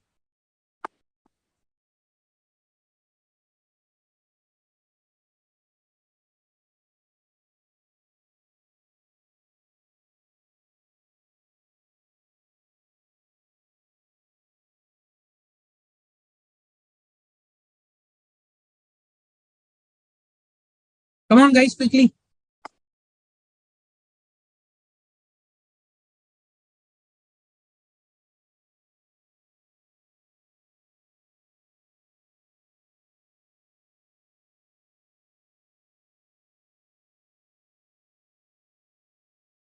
Which matter are not required to be covered under proprietary audit, guys, out of the three matters that we have discussed?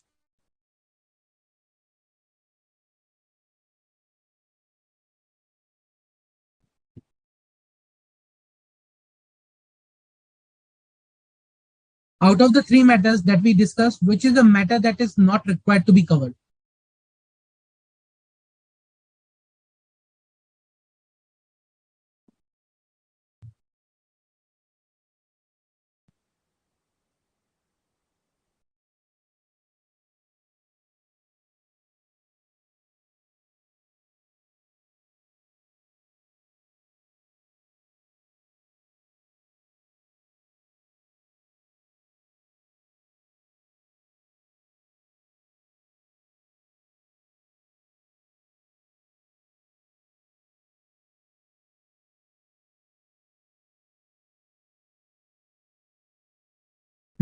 Very important because this will give you the clarity on this particular topic. At least try to give an answer. Reason because it doesn't matter whether it is wrong or right. Uh, Once we will discuss the answer, you will be able to gather the understanding. Okay, where was my opinion or my correlation was wrong or right? Whatever I'm thinking, my thinking process is correct or not.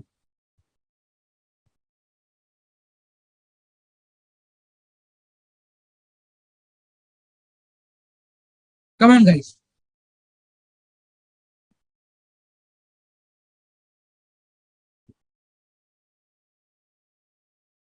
Okay, let me then discuss. Now, the first one was total water used was of 350 crores in a month on an average compared to the budget usage of 240 crores. Now, here there is an water usage more than the budgeted. There is an exceeding usage of water. So, there's a requirement of minimization. Sorry.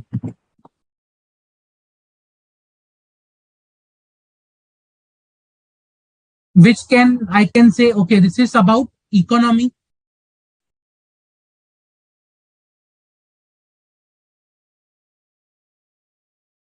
In the second case, power generation more than at an average capacity of 45 compared to the minimum capacity of operational capacity of 75. Again, my output is not appropriate. Okay. The output was required 75, but I was operating only at 45. So, and again, in the above scenario, we saw the cost is increased. So it is a question on input output ratio.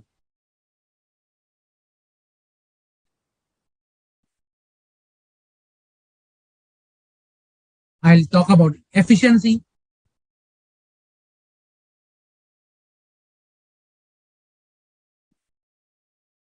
The third one, minimum return on the investment in the budgeted plan was not defined, leading to missing audit criteria for evaluation of the return on investment. Now, this is something not related to either economy or efficiency or my public interest. This is missing detail in the policy, missing audit criteria. That doesn't mean there is an issue. I could have a rate, equity rate, minimum, return on investment as in, let's say, for example, company is earning 10%. I don't know what is the, minimum required. I cannot comment as of today whether it's an issue, observation or not. So this cannot be part of my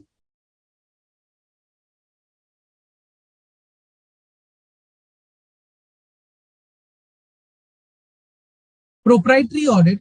The reason because I don't know whether this is an issue with respect to the economy, efficiency, or public decision making. So this cannot be part of my proprietary audit. So first two will be there, but third will not be there. Any doubt with respect to this? Any doubt?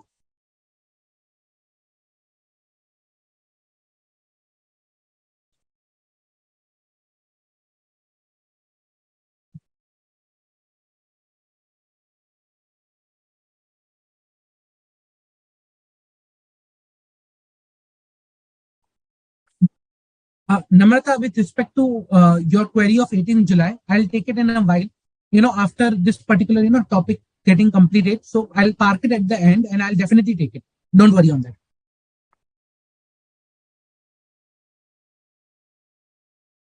Now, with respect to, there is one more question being asked, how the proprietary audit is different from the financial audit. Okay. Now, let's say, for example, I'll give you a hypothetical example. You tell me what you will do and where you will report.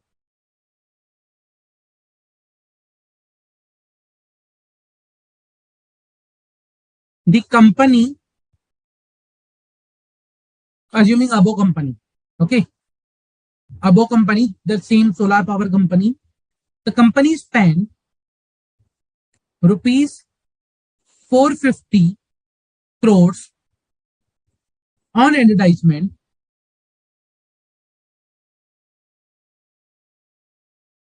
which were not having, or you can say spend this much on advertisement, okay, up customer.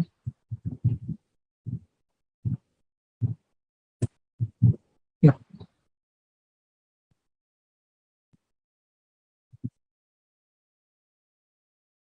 Upon inquiry by the auditor on the justification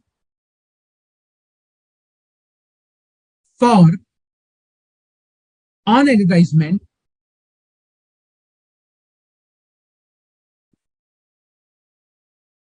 the chief director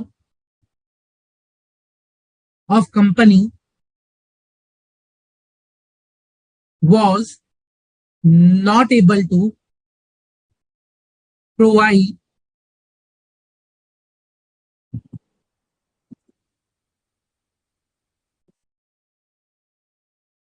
appropriate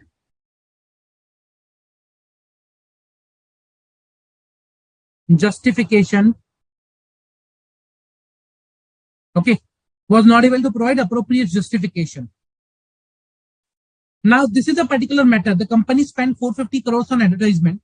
Upon inquiry by the auditor on justification for spending on advertisement, the chief director was not able to provide appropriate justification. However, the expenditure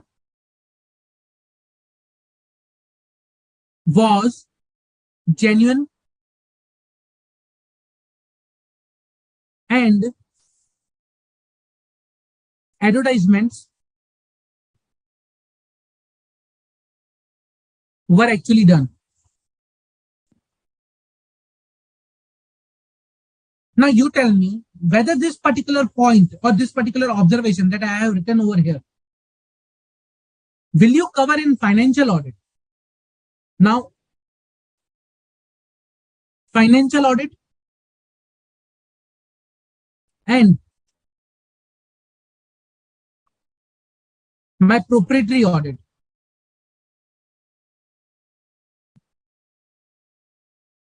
Okay.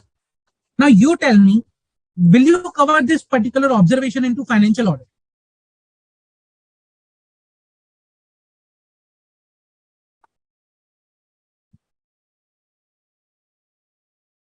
Good, Janvi.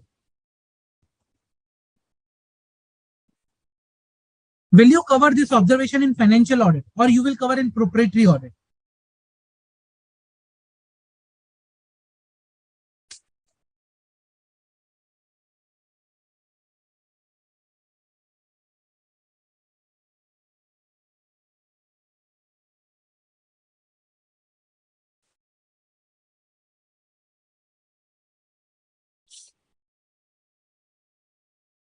Where you will cover?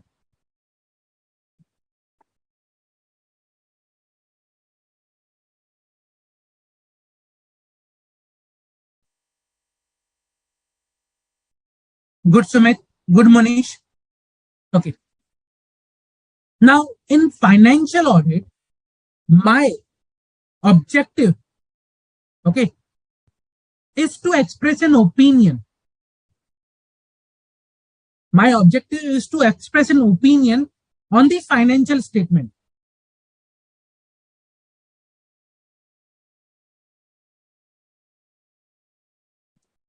On financial statement, whether they are as per the appropriate financial reporting framework or not. They are prepared appropriately or not. Okay. Whether the financial statements show true and fair picture of the books of account or the transactions or whatever, the state of affairs of the company are. That is the financial audit about.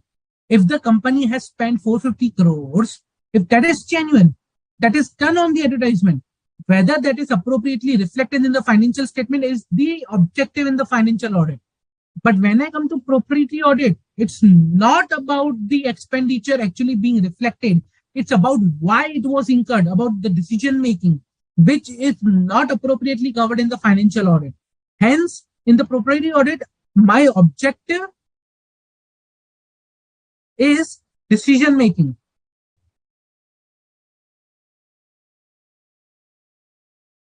If my objective is decision making, I can question on this decision because I don't have an appropriate justification for spending 450 CR on advertisement. That is a reckless expenditure that is done by the chief director, I could say, because they have not provided this justification.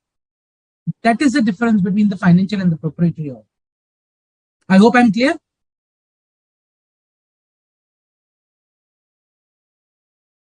Any doubts?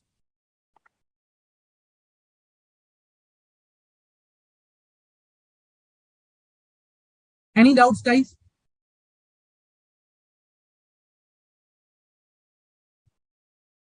Okay. I want to show you some examples of these scenarios with respect to the proprietary audit, some of the examples that are there.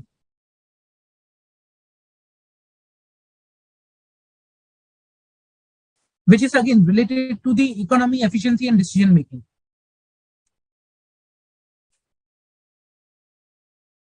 For example, in 3 divisions, this many lakhs was paid between April to March to energy company, okay, for energy charges in respect of meters of 7 lift water supply schemes where the consumption of the electricity was nil.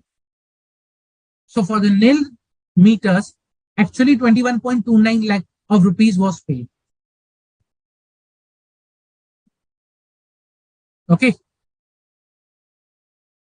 So again, this raises a question on the decision making.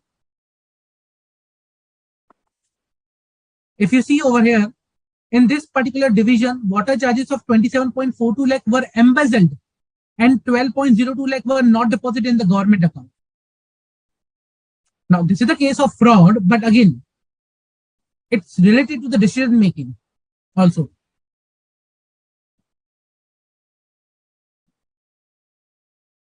Then let me show you one more.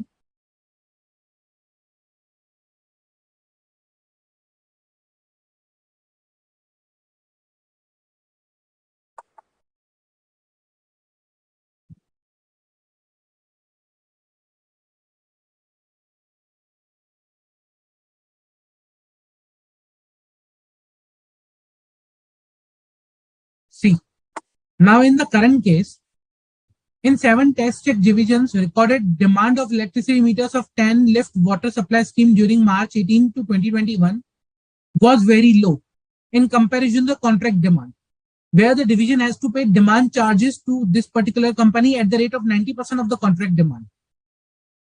The ease of the division has not taken up the matter with the company to revise or reduce the contract demand according to the trends of actual consumption.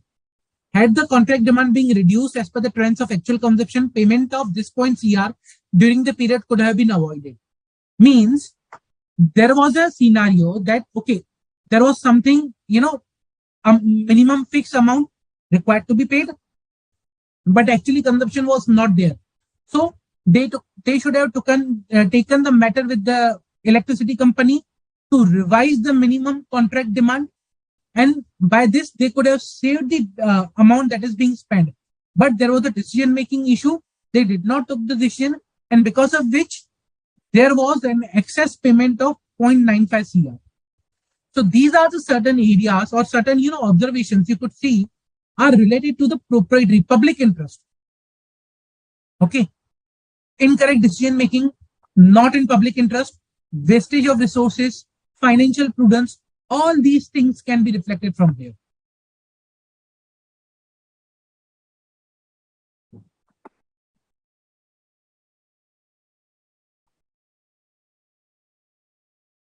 When I talk about financial prudence, means the decisions which are taken are not appropriate with respect to considering the rational financial decision. So the rational financial decision, okay, for example, if there is something saving I could do, I will opt for that. But here, if I do not opt, that's not a financial prudence. If I can avoid some charges and if I do not avoid that, that is not a financial prudence, basically.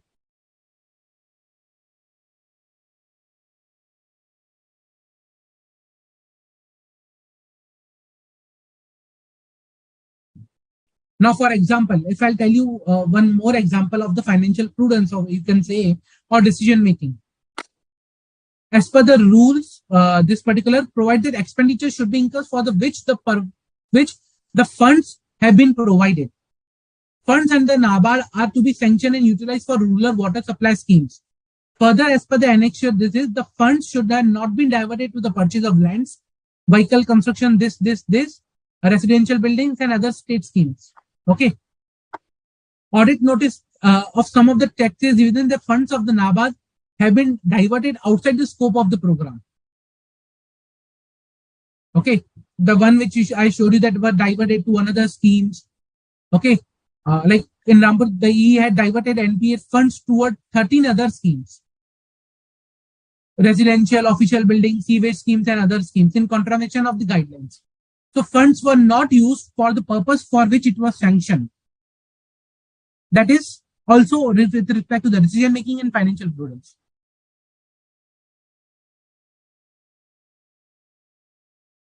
Now, with respect to this point, can anyone tell me, is there any reporting on the similar lines in company sec? Is there any such reporting in on the similar lines in company sec?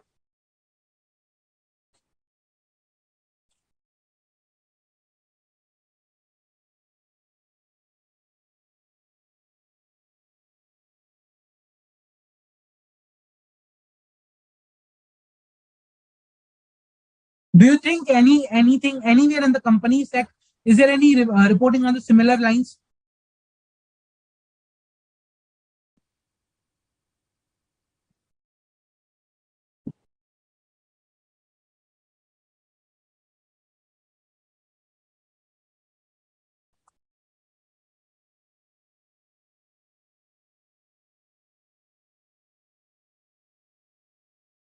Yes, correct, Sumit.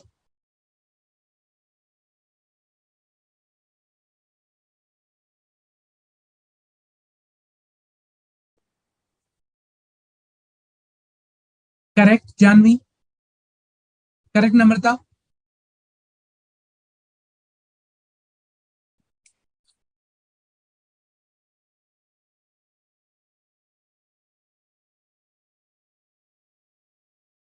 Multiple, I would say, rather than one, I would say multiple. Okay. So under company sec, if I talk about proprietary audit, there is not only one area where such, reporting is done, but there are multiple. So for example,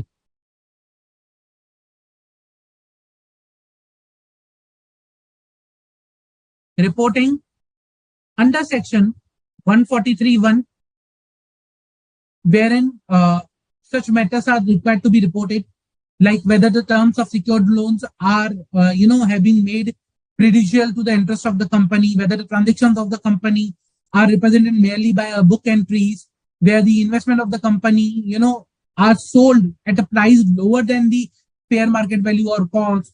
Okay, whether the loans or deposit are appropriate, or there are multiple points under 143(1) that we have already discussed during company's audit, which are proprietary in nature. Okay, which are proprietary in nature with respect to the reporting.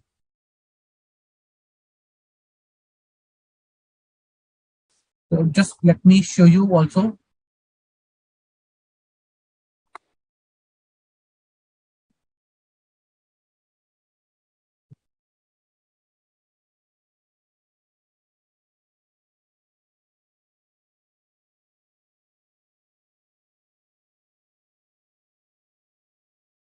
See,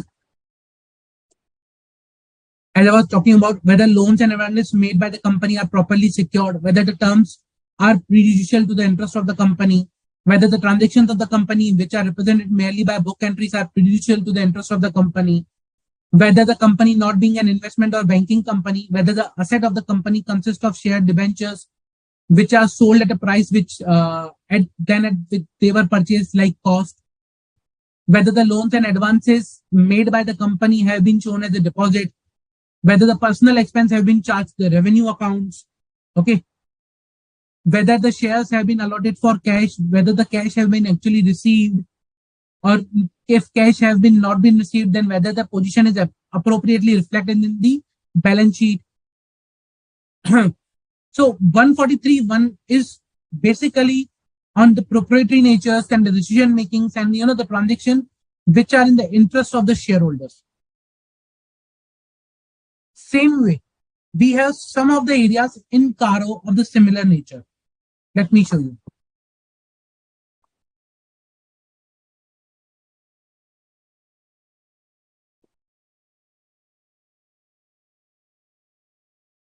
For example, loans and advances, para 3, para 3.3 of Caro, which talks about, investment made, whether during the year company has provided any guarantee security or loans and advances to any other parties. If so, then the aggregate amount provided, okay,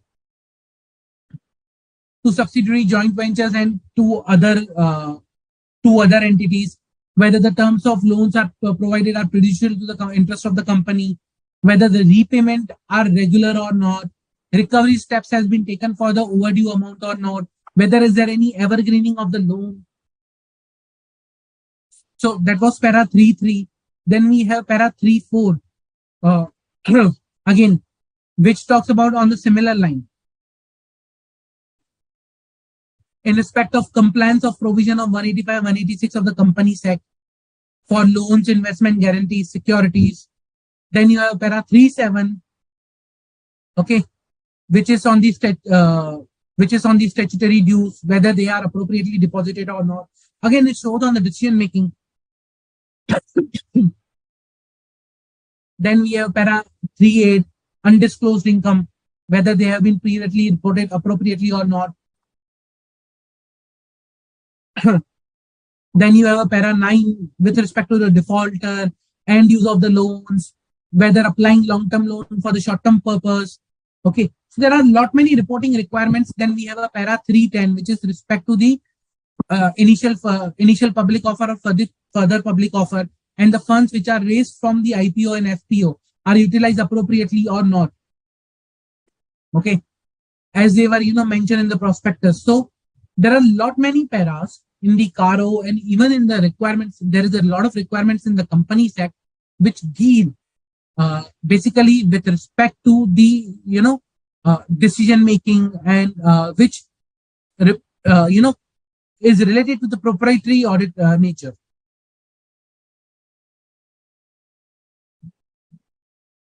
Any doubt till now? Any doubt?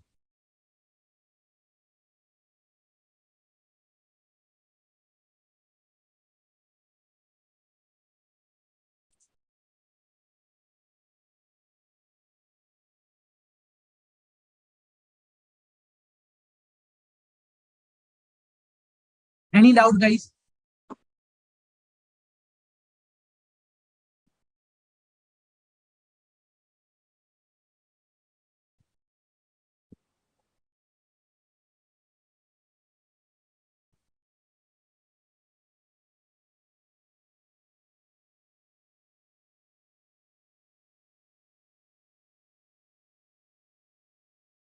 Okay. So, if no further doubts, then I received one query with respect to difference between the term member in practice and professional accountant in public practice. In general parlance, both are similar. There is no difference between both of them. Okay. Now the point is how and where it is used will define the meaning of these terms. When I say member in practice, okay, used in the professional ethics or code of ethics, we talk about member who's registered with the institute and he is involved in the practice.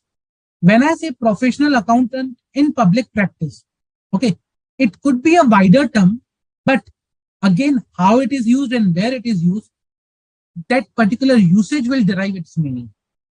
Otherwise, you can say both are similar. There is no difference in both of them. But as I said, the term where it is used and how it is used will derive its meaning.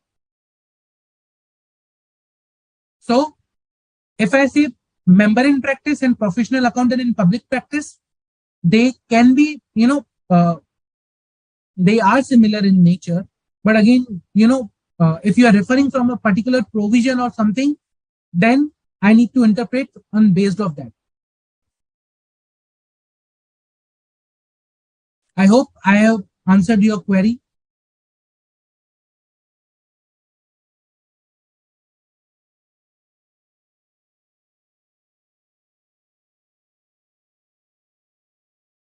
Any further doubts?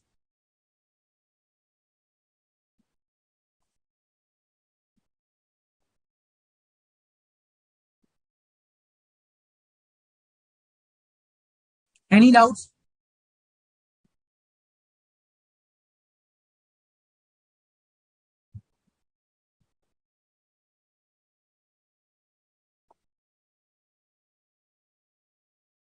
So, Jani, are you referring to any specific area where the term is being used? Any specific provision? So, see, if you are referring to any specific provision, then I need to, answer from the specific provisions purpose.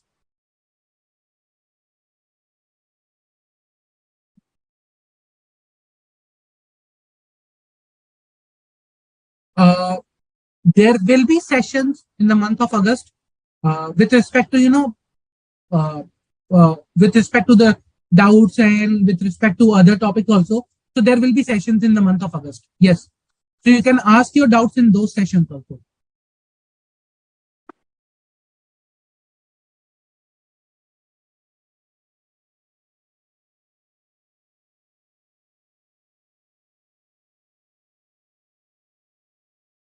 Any other doubt, guys? Any other doubt?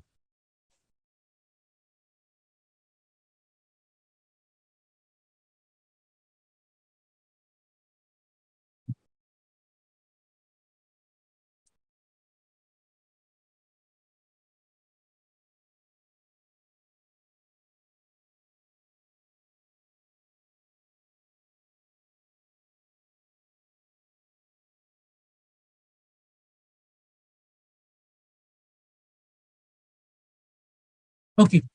Again, another doubt with respect to the same topic, professional accountant in public practice. See, the difference between professional accountant in public practice and member in practice. Now, the term professional accountant in public practice is being used in the code of ethics. If you refer to the code of ethics itself, okay, there is a in the term, definitions or glossary. The term has been defined. The professional accountant in public practice is a member of institute who is in practice in terms of Section 2 of Charter Accountants Act. Okay. But why the term is used, professional accountant in public practice? Because Code of Ethics divides professional accountant in service and professional accountant in public practice in two different parts. Code of Ethics for service one is different, and for public practice is different one. And when I say professional accountant in public practice, it's similar as the member in practice defined under Section 2 of the Charter Accountants Act. So it's similar. However, if it is a specific case, anything is reported anywhere specifically, I need to see that particular provision before I reply.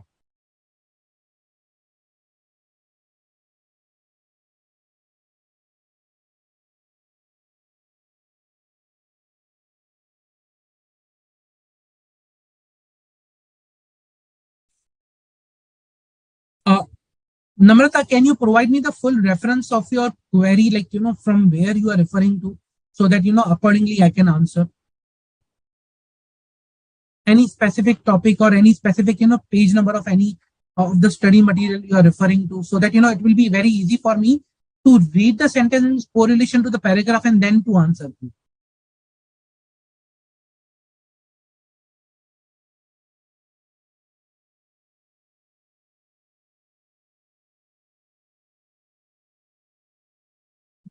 Anything else, guys? Any other doubt?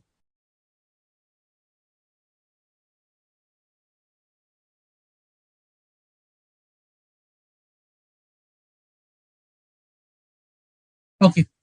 If no other doubt, guys, then I'll suggest thank you for participating in the lecture.